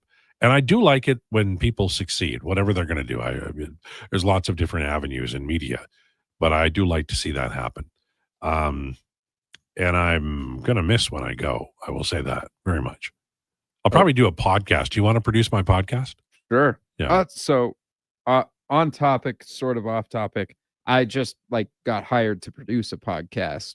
Oh, really? Yeah. For my mom's friend who's doing something or other, but she texted me and was like, hey, do you have any ideas on what's good for this, whatever? And I shot her a couple ideas and she was like, do you think we could just hire you to produce it? And I was like, sure. Yeah, nice. Why not? Nice. What it's going to be about, I have no idea. Is it just audio or is it audio and video? I think it's going to be audio and video. Okay. Well, I think that kind of thing probably has value, right? Yeah. So you should probably get paid for it. Yeah, probably. I had no plans to pay you, but, I'll alter my business plan, Okay. Well, I mean, for you, I'd probably do it for free. No, you should never do anything for free. If you're good at something, never do it for free. That's why I offer things for free all the time. All right. Let's talk a little bit about the National Football League. And I'm going to begin with it. This was a segment that I had planned maybe to do tomorrow, and maybe we'll do it again tomorrow. But we talked earlier in the week about how many teams are, really confident in their how many fans are really confident in their team. And I'm an Eagles fan, and I'm not confident in him.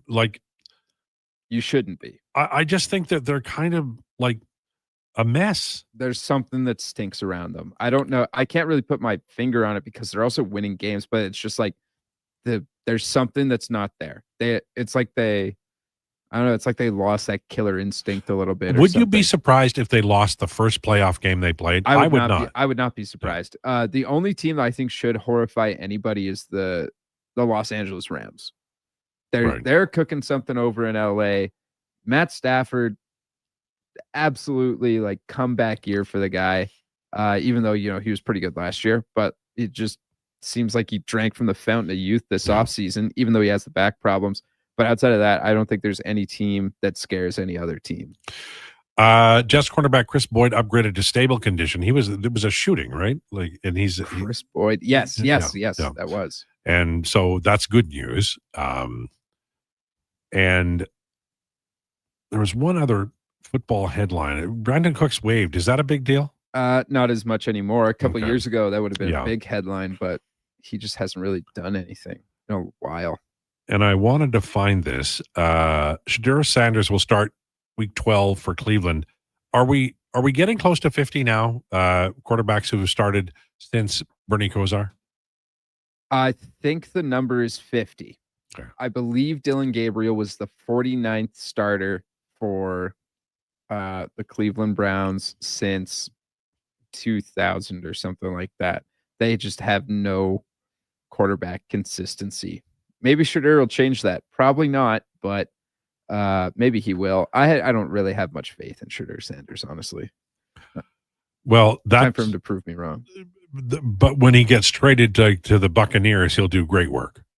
No. He has to get traded to the Carolina Panthers, waived by the Panthers, go to the Rams for the rest of the year, win his first game with the Rams, and then the Bucs will sign him. and Baker Mayfield will be retired or on a different team. And then Shedeur Sanders will really pop off. But they're going to be like, Shedeur Sanders, kind of okay. They're going to get rid of him. He's going to get waived by the Panthers because everyone's going to be like, Shedeur Sanders, he's terrible. No. And then he'll win a game for the Rams. Well, that was an electric game. I loved that. Anything in the NFL schedule that catches your eye this coming weekend? This coming weekend, let me pull it up in front of me here. But I remember looking at the Fantasy Frenzy Survivor pool going, man, who the hell am I going to pick this week? Because I did not feel very confident in any of the matchups. The games that caught my eye right away, because it's like the future versus the now or past, is Chiefs Colts. Ooh, I like that. It's probably actually Bucks Rams Sunday Night Football. Obviously, that's a no brainer, but that seems really fun. Outside of all of those, maybe Bears Steelers, sort of like a gritty little matchup. Bears are interesting this year. The Bears are frisky. Bears are frisky. I like what the Bears have cooking. That being said, their schedule isn't the strongest in the world, but there's something to be said about them winning games the way they're winning games. They're on a roll right now. You know, it's funny because the Eagles are like, what, 8-2? Yeah, and that sounds right. All day Sunday, I'll be thinking about the Eagles Cowboys. The Eagles are in Dallas, and I don't have any confidence at all that they're going to win that game. I don't think you should. They're the odds-on favorites in Dallas because Dallas isn't very good. They've upgraded their defense at this point, but I don't know. Like, this is as far as the 8-2 teams go in the National Football League. I don't think any of them are particularly great. Yeah, no, it's kind of a blah meh division this year, which is. I honestly think like the whole league this year is just sort of struggling to find footing. Yeah. There's no consistency, and maybe that's good. Maybe everybody's different shades of equal. I don't know, but I would like to. I feel like I've watched a lot of sports in my life, and I feel like the Eagles have used up their hot streak and all of their luck. And to win a Super Bowl, you need to have a lot of luck and be on a winning streak, obviously. And I don't think they have another run like they've had. Like, they're 8-2 and they're winning games by 3 points or less. And I don't know, man. Yeah, their defense should be better than it is, but it isn't. And yeah, sorry to tell you, Tide, I don't think they have it this year. I think it's the Rams' year to lose. At this point, I still believe in the Bills a little bit because Josh Allen is such a superhero, but they have no wide receiver depth. None at all. Well, I want the Bills to win so that Declan can be happy again. Yeah, but he got the Rough Riders this year, so how happy can he be? We don't want to make him too happy. Then there's nothing exactly. to look forward to, right? Exactly. All right. If I go to break now, are you going to be ready with Duncan with Josh, or do you need more time? No, I think I'll be good. All right, sounds good. This is the Lowdown with Lowetide on Sports 1440 and YouTube. I'm getting McDonald's. You want anything? Oh, yeah. I'll get I'm obviously going to get the McVeggie, medium fries and a medium fountain drink for $9.99. It's my favorite meal, and it's new. Plus, if I get that, maybe he'll want it too. And then he'll always thank me for introducing him to the McVeggie. I'll be a hero. So, McVeggie fries and drink? How'd you know? You were thinking out loud again. Get yourself a McVeggie meal for just $9.99 plus tax for a limited time only at participating McDonald's restaurants.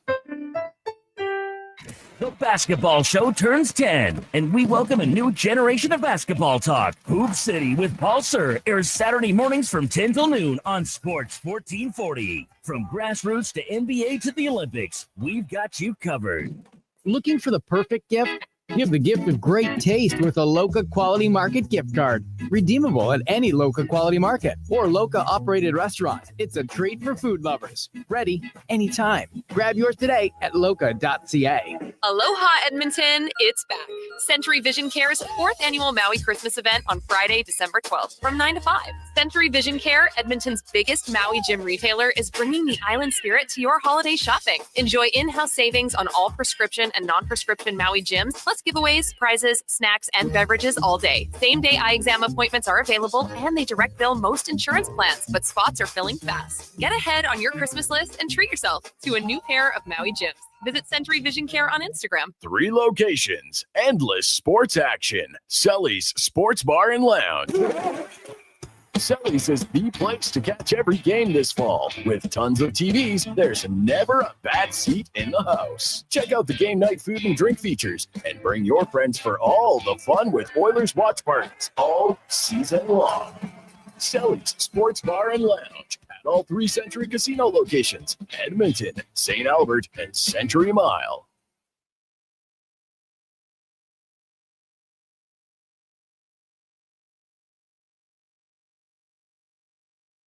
The Lowdown with Lowetide on Sports 1440. Can you fit Sports Encyclopedia on a business card? Presented by Wolf GMC Buick. We're making it easy. WolfGMCBuick.com.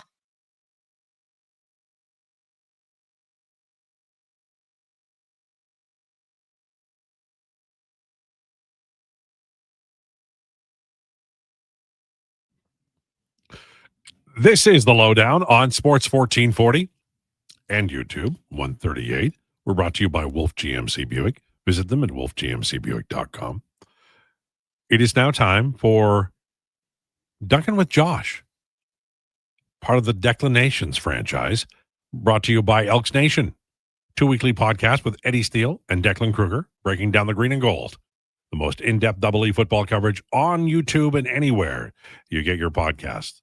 All right, Josh, you were thrown this a curveball late, like I'd say less than half an hour ago.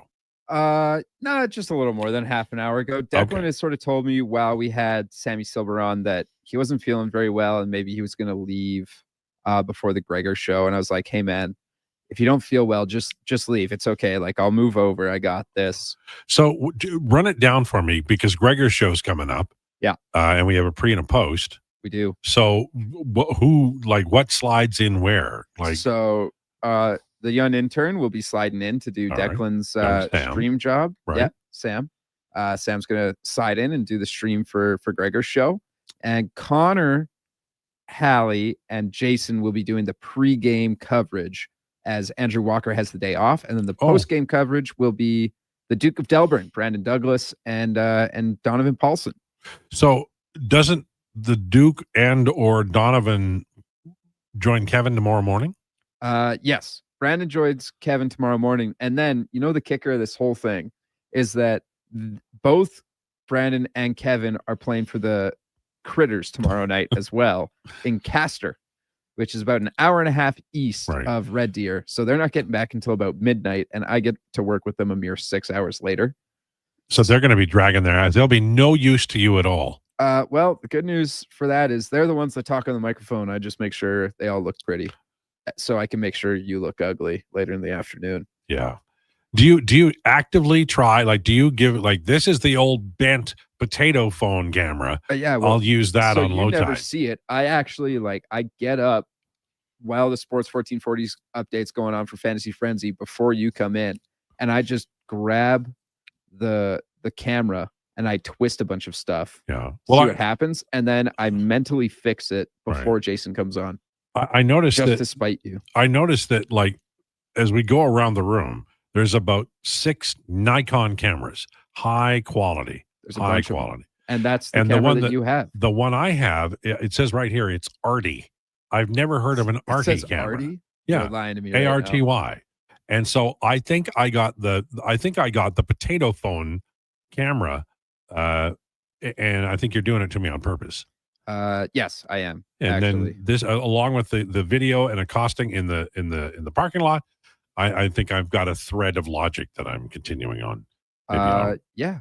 Write it down. You're figuring it out. Just saying to you, I'm on to you. Now, I'm going to get out of your way so you can do Duncan with Josh. Yes, the expansion of Duncan with of Declinations. We're not exactly a branch. We're an expansion franchise here. So this is the beginning of the new world order. No, just an expansion. Just come in every once in a while, look good, or look poor, depending on how you guys feel about this today. What I want to talk about first, Probably The the Detroit 76ers. Pistons. The Detroit Pistons are on an 11-game win streak, their longest one in 17 years. It was a big topic of conversation this morning on the Kevin Carrier show, who was on their starting lineup last night. For the life of me, I could not have told you everyone that was on Isaiah their starting Thomas.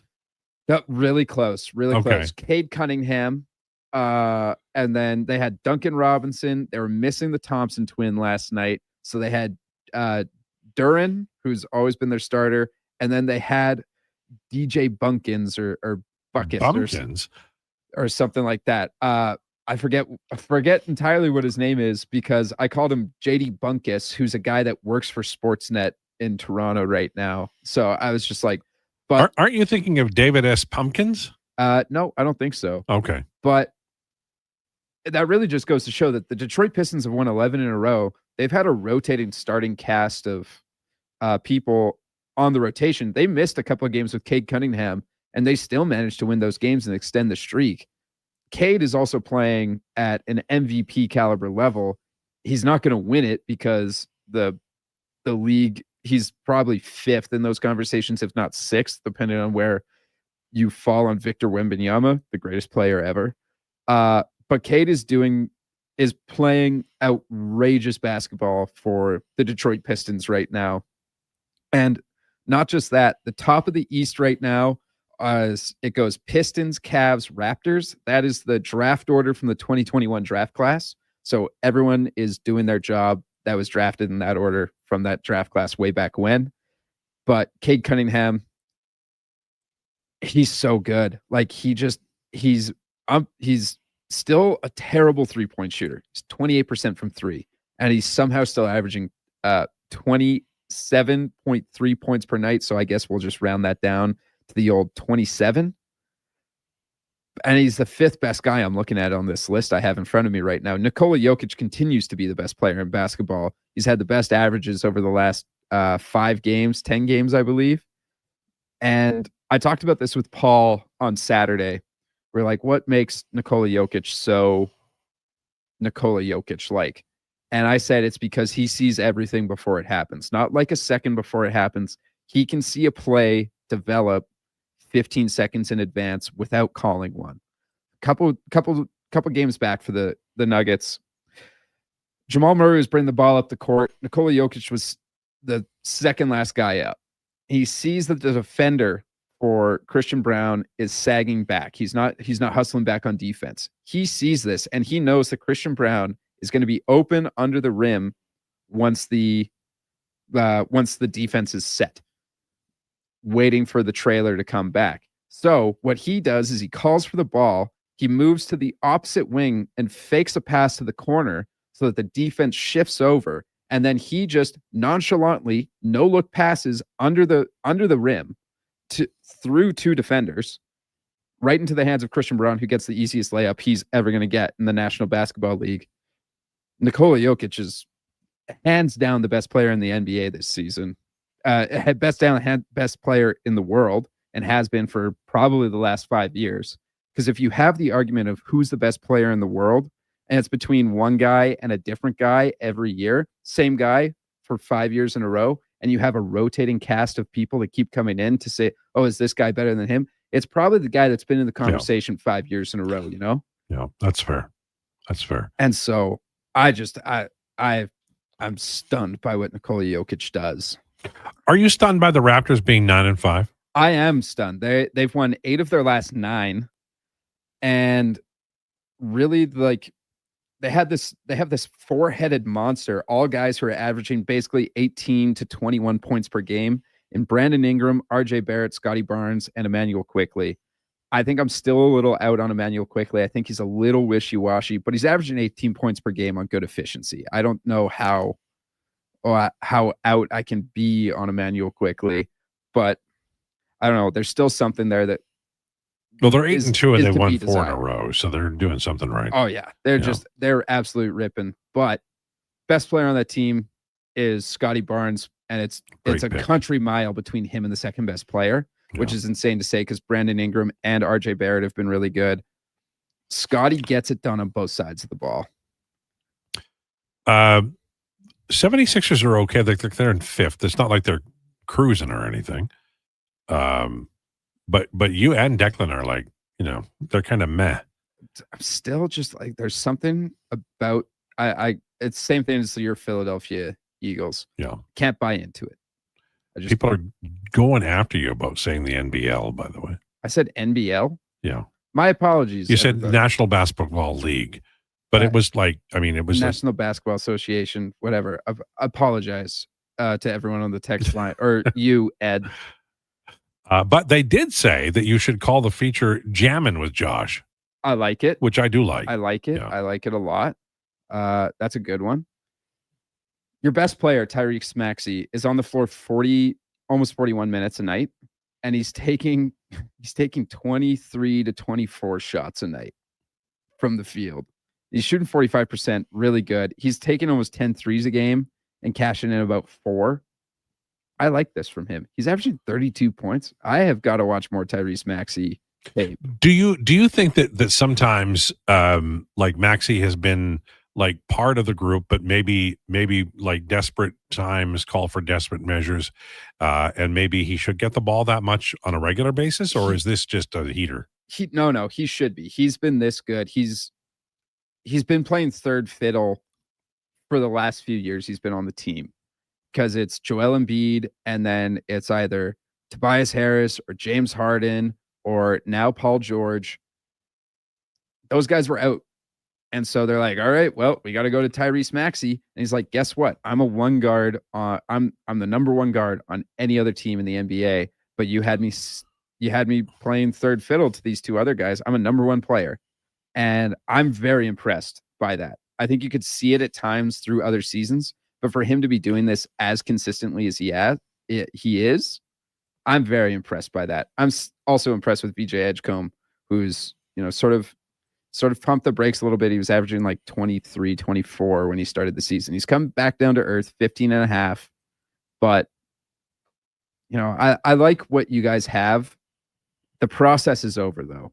Well, the process, let's be honest. It's like when I was a kid, you could watch the news at night, and it would be unmanned rockets taking off from Cape Canaveral, I think. And they would just go up and then come down and crash. And that's sort of like what the process was in Philadelphia. I don't think it ever got off the ground.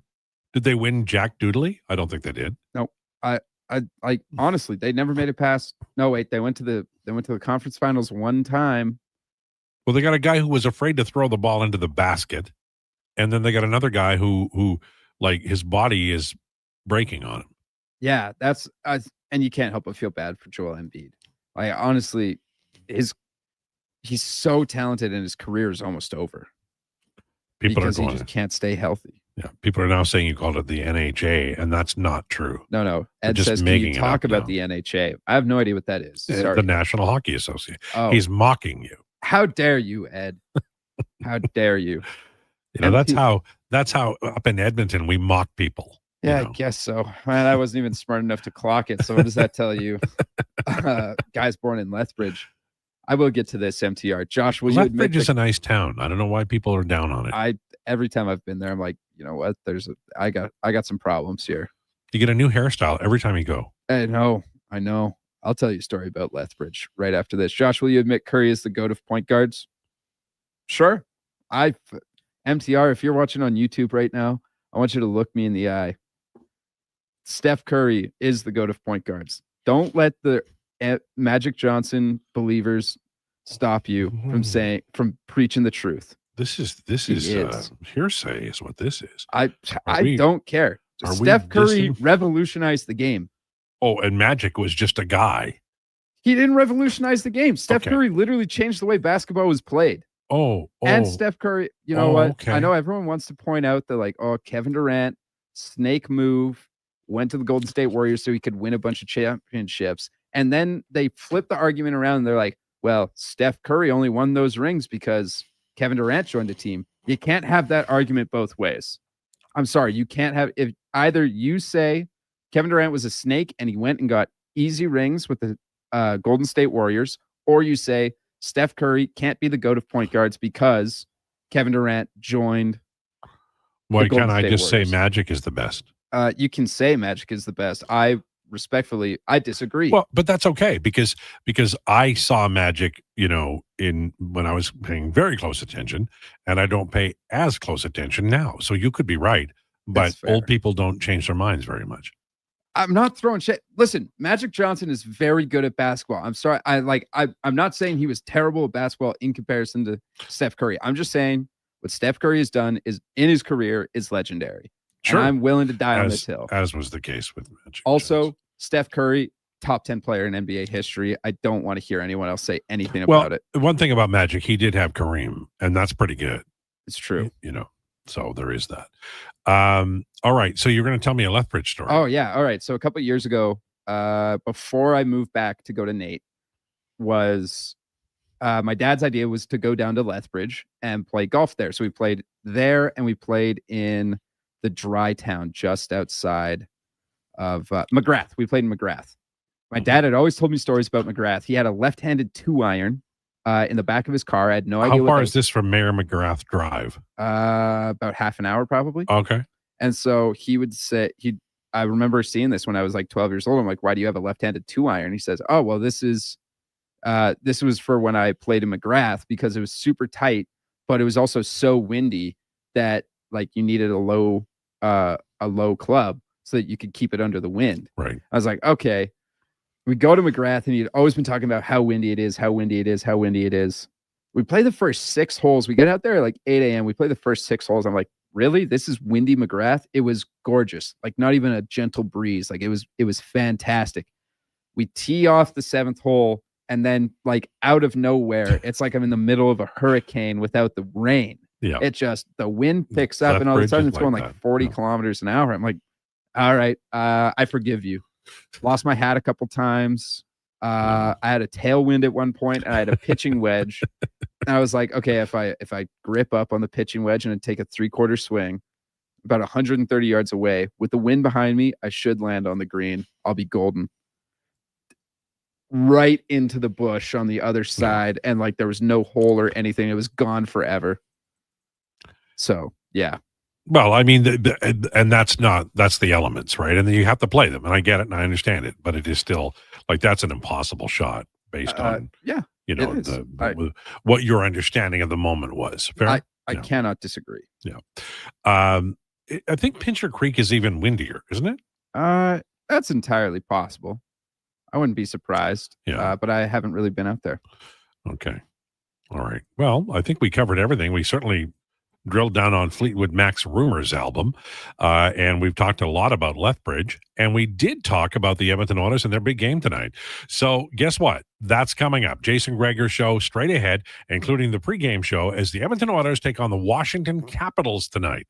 We will have a postgame as well. Thanks so much for tuning into the Lowdown. Please enjoy your day.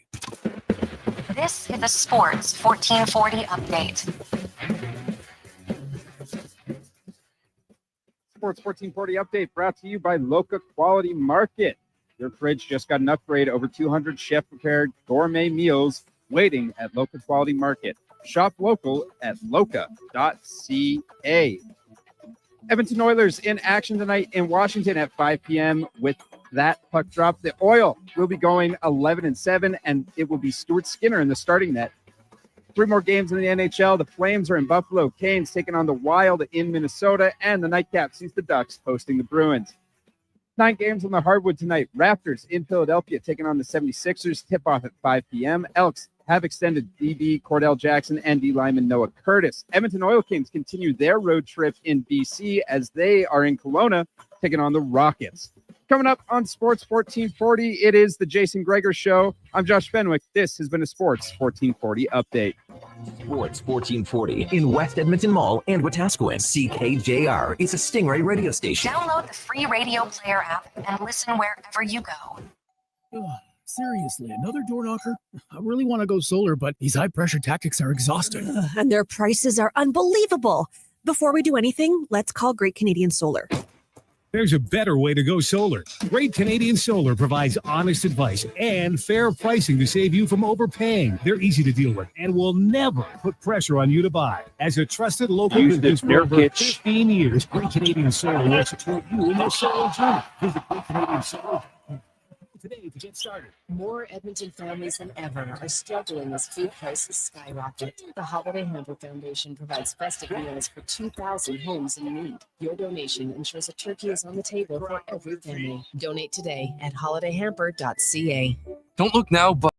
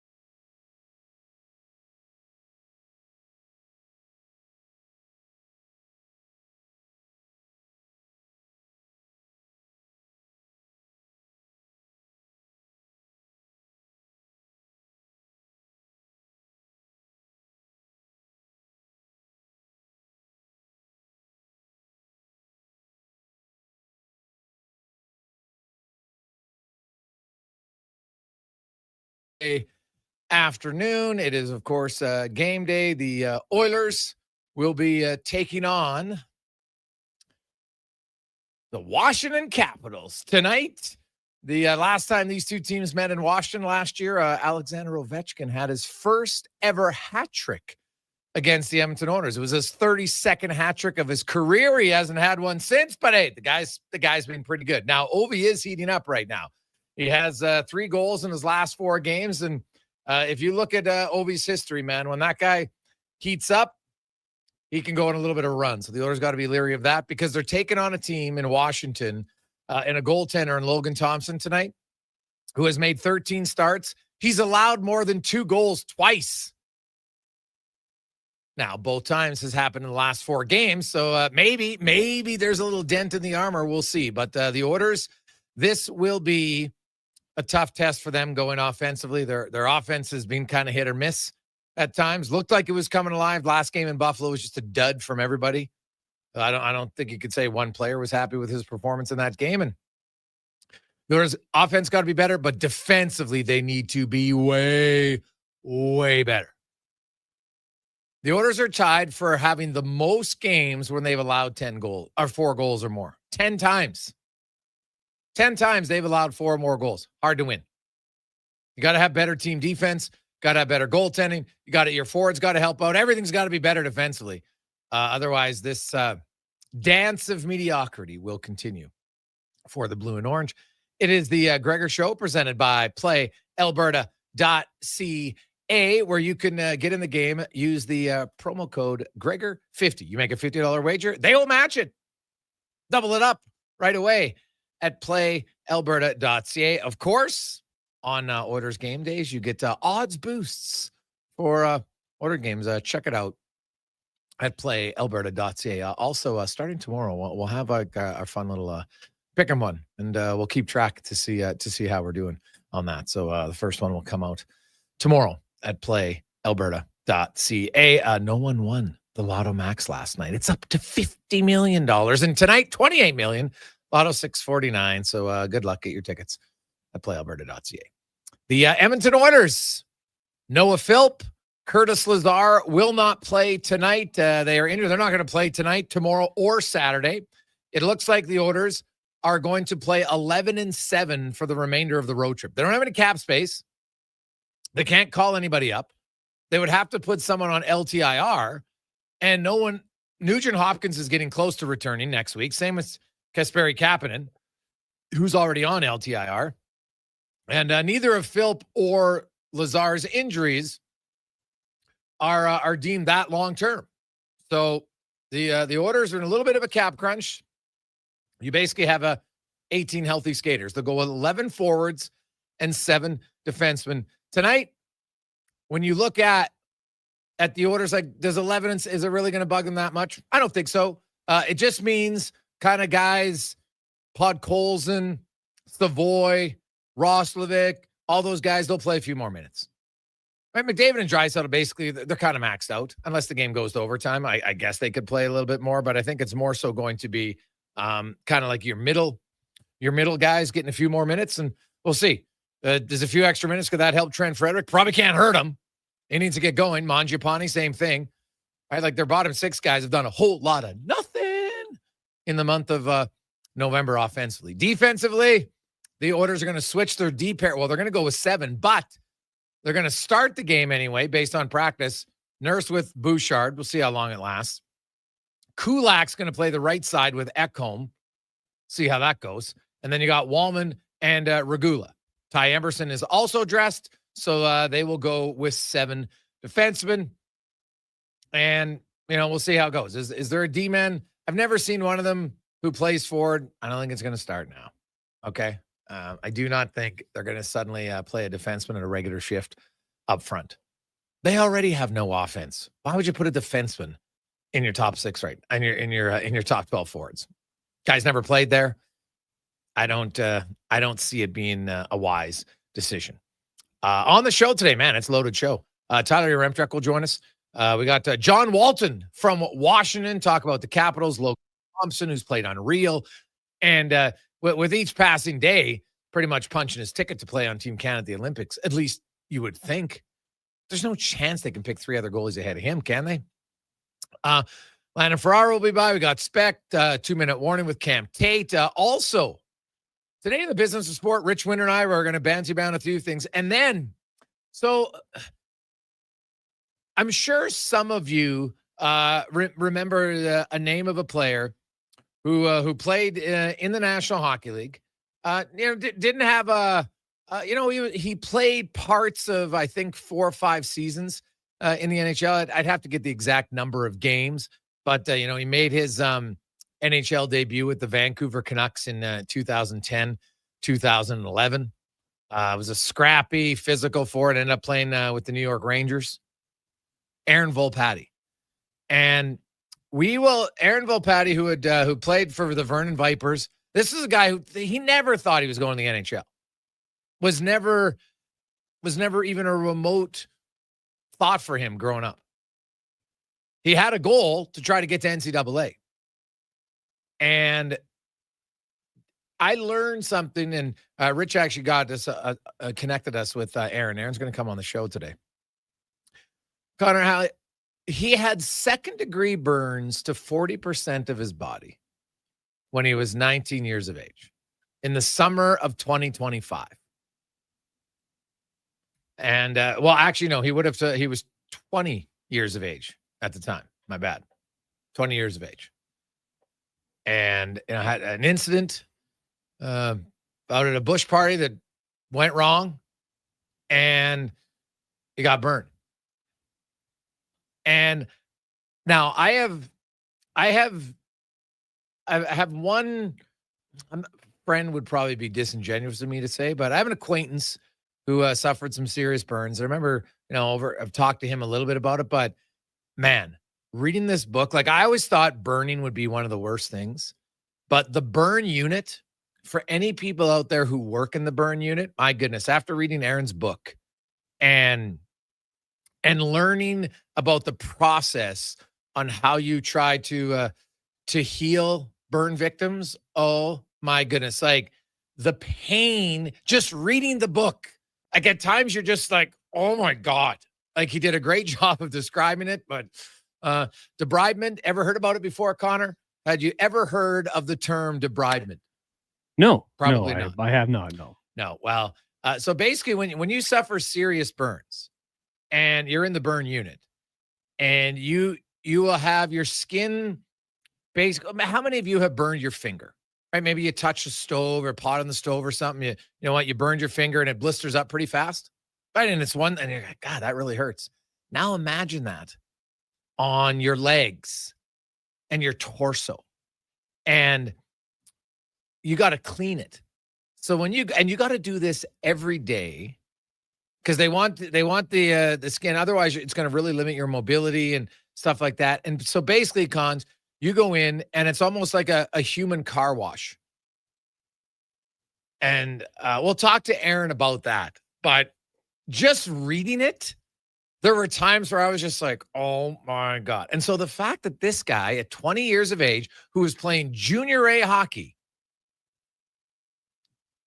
had that much damage done to his body, and he still found a way to get to the National Hockey League. Wild story. And so, but it's not what he recovered from. It's how he did it. And it, to me, is fascinating.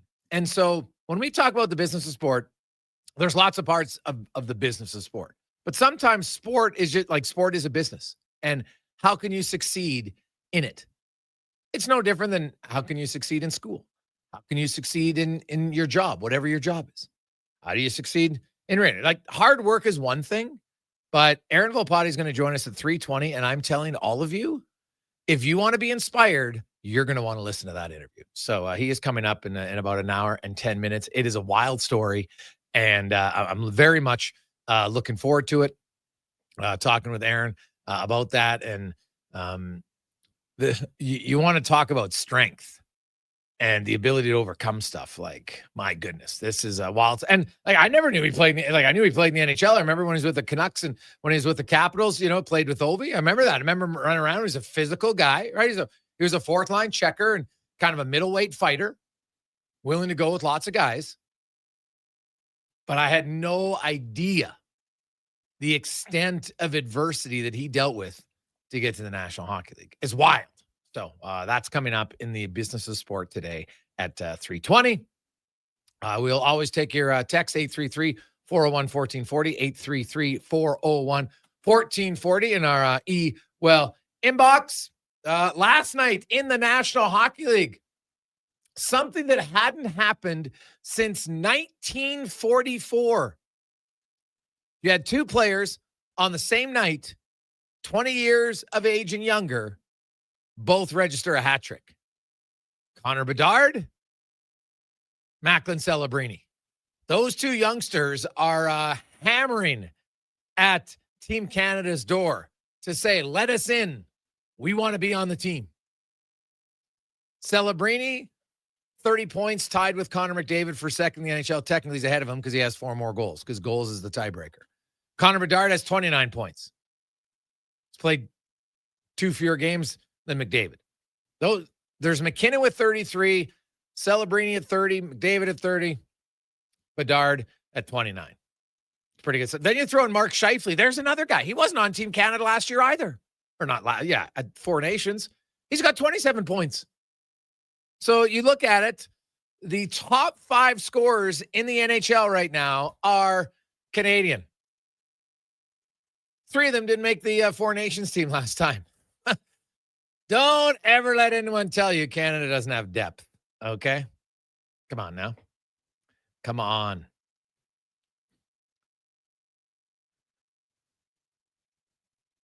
Hey, Gregor. A couple of years ago, Volpatti came into the Vipers dressing room, told the story, had some wide-eyed players. It was unreal from Puffy. Well, Puffy, you know what? I'm looking forward to it. Honestly, I could not imagine that story for a lot of reasons. Like honestly, when you hear his story, this should be made into a movie, to be honest. Because to survive what he survived and all of the stuff that happened is wild to me, man. Absolutely wild. So we'll get into that. I think you're really I'm looking forward to it. I think you're really going to enjoy that interview. Well, hopefully you enjoy it as much as I'm looking forward to it. So we'll see.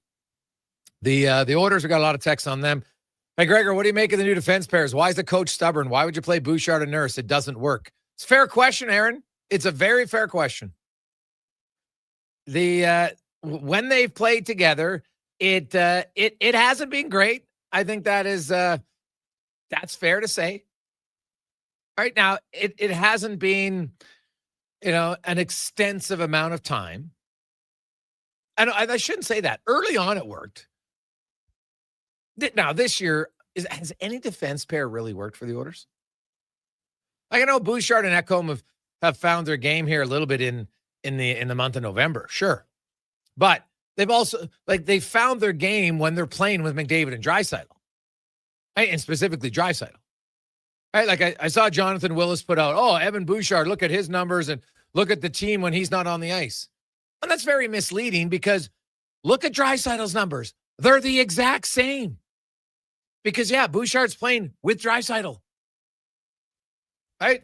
So it's not Evan Bouchard individually. Anybody who watches the games, I think, can tell you that. Bouchard's played better than he played in October because, frankly, he couldn't play worse. It was a terrible month for him and Ekholm. Awful. Right? Now, sadly, they passed the torch, and Nurse hasn't been very good all season long. It's like he's allergic to playing with any sort of energy and emotion. Right? I know, Elliot Friedman said, maybe the noise is getting to him. What noise? Like, honestly, social media noise? Get off of it then. It's pretty simple. I'm not even sure he's on X. On Instagram, there's not much noise. It's just pictures. So where's the noise? And I'm sorry. If some fans don't like your game, play better or don't worry about it. Like, honestly, you're going to tell me that the reason you're not playing well is because some stranger who you've never met, whose opinion really you should take zero interest in. It's the best advice I'd give anybody listening. And never take criticism from someone you wouldn't ask insight from.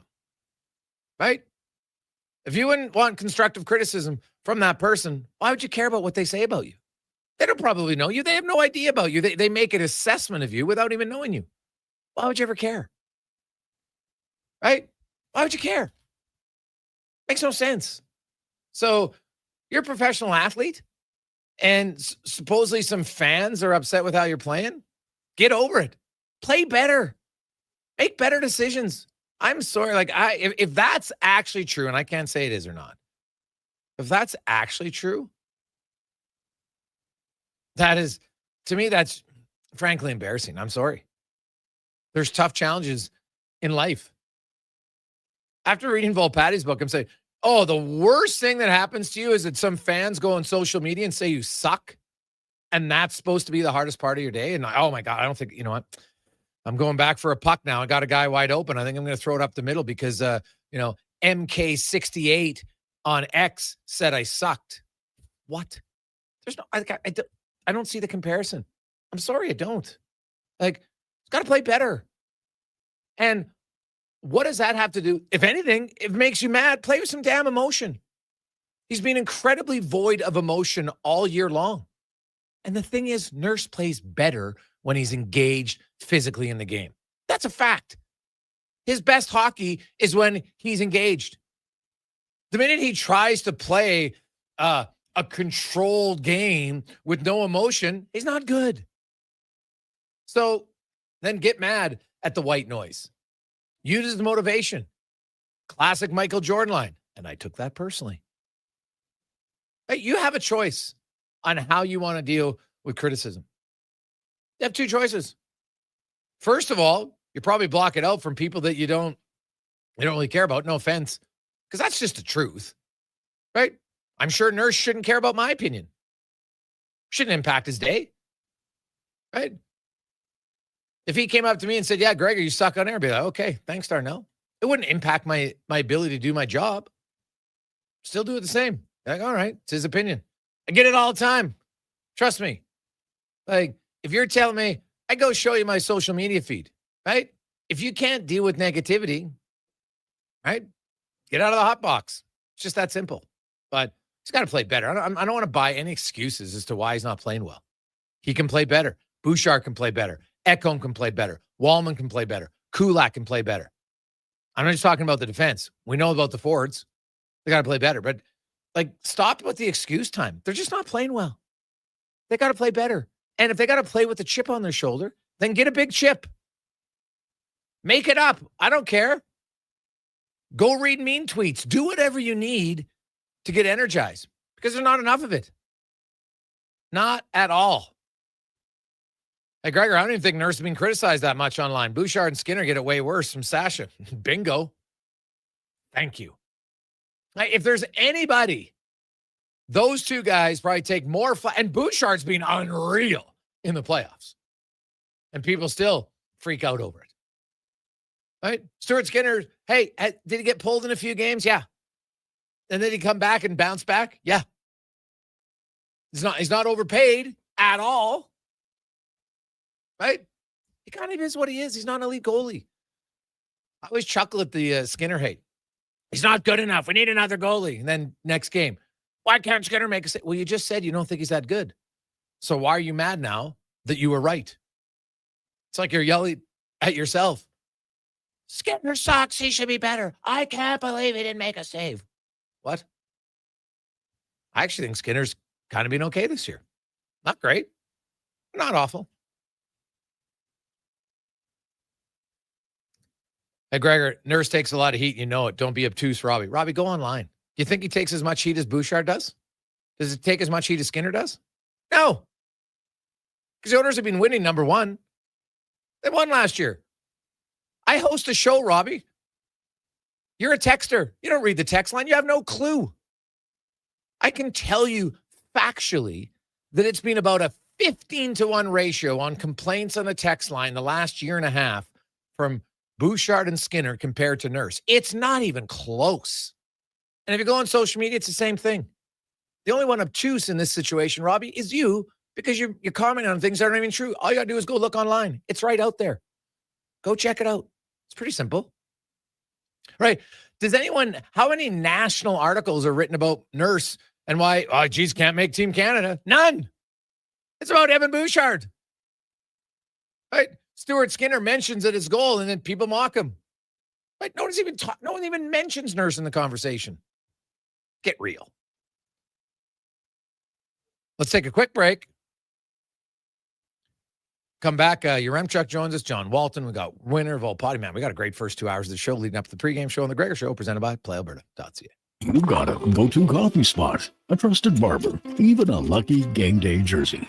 But when it's about looking your absolute best, there's only one name you need. Mr. Dirk. Family run since 1939. We're experts in crafting impeccable tailor-made suits and offering a wide variety of everyday styles. Pair that with personalized one-on-one fittings and the convenience of on-site tailoring. Mr. Dirk elevates your style game. Visit our Edmonton store or explore MrDirk.com. Score big on style with Mr. Dirk. Across the province, Albertans are taking their shot on Play Alberta. With casino winners every hour, jackpots worth millions, and revenue that stays in the province, there's never been a better time to sign up. Right now, our listeners can score a $50 free bet when they make a minimum $50 deposit with code Gregor50. That's code Gregor50 for a $50 free bet. Start playing with your game sense today to find out if you're Alberta's next winner. I'm making my list, checking it twice. And guess what? I'm giving Will Hawk beef jerky to everyone, naughty and nice. Because honestly, everyone deserves a taste of Alberta's finest, no matter if they've been bad or good. So this holiday season, skip the chocolates and pass on the turkey. Make sure you're Will Hawking around the Christmas tree with Alberta's best beef jerky. Ho, ho, ho! Call to place your pre-order today at 780-986-2537. 60 years ago, we started selling trucks as Western GMC Buick. Today, we are Wolf GMC Buick. We're still located on the corner of 184th Street and Stony Plain Road with the same ownership for over 2 decades. Our customers have trusted our family-owned, community-driven business. And for that, we are thankful. If you're looking for a truck or SUV, pop in and one of our seasoned professionals will get you a great deal, hassle-free. Come trust our team at Wolf GMC Buick. Wolf GMC Buick. We're making it easy. This hockey season, before every game, check out the pregame show with Andrew Walker on Sports 1440. It's brought to you by Titan Supply, your only source for rigging, lifting, and hauling products. Visit titansupply.ca. I'm getting McDonald's. You want anything? Oh, yeah. I'll get I'm obviously going to get the McVeggie. Medium fries and a medium fountain drink for $9.99. It's my favorite meal, and it's new. Plus, if I get that, maybe he'll want it too. And then he'll always thank me for introducing him to the McVeggie. I'll be a hero. So, McVeggie fries and drink? How'd you know? You were thinking out loud again. Get yourself a McVeggie meal for just $9.99 plus tax for a limited time only at participating McDonald's restaurants. He's heading into the driveway. Temperature's dropping fast, folks. He opens the hood and, oh no, the battery's on thin ice. Yeah, that's a tough break, Tim. I mean, you can't expect to compete and win with weak parts in your game like that. But wait, he's made a clutch move. He's gone to Napa Auto Parts for the win. They've got batteries, winter-grade oils, antifreeze, and wiper blades built for cold Alberta conditions. That's a championship play, Tim. With over 85 Alberta locations, visit your local Napa store today or shop online at napacanada.com. That's Napa know-how. Winter in Alberta doesn't mess around. And neither does Titan Supply. For over 50 years, we've earned the trust of our customers across a variety of industries. Because we lead with integrity, honesty, and respect. I'm Joe. And I'm Brent from Titan Supply. When the weather hits hard, we're fully stocked with rigging, lifting, and hauling gear that works as hard as you do. Titan Supply. Built on trust, driven by safety. Serving Edmonton, Grand Prairie, Red Deer, and Calgary. Let us help you face the weather the Titan way. Visit titansupply.ca. Portions of this hour brought to you by Northwest Crane, available for all your lifting and equipment needs, specializing in selling and servicing cranes. Get lifting at northwestcrane.com. The Jason Gregor Show, the best of Edmonton sports talk and beyond. This is Sports 1440. Presented by PlayAlberta.ca, Alberta's only regulated online gambling website.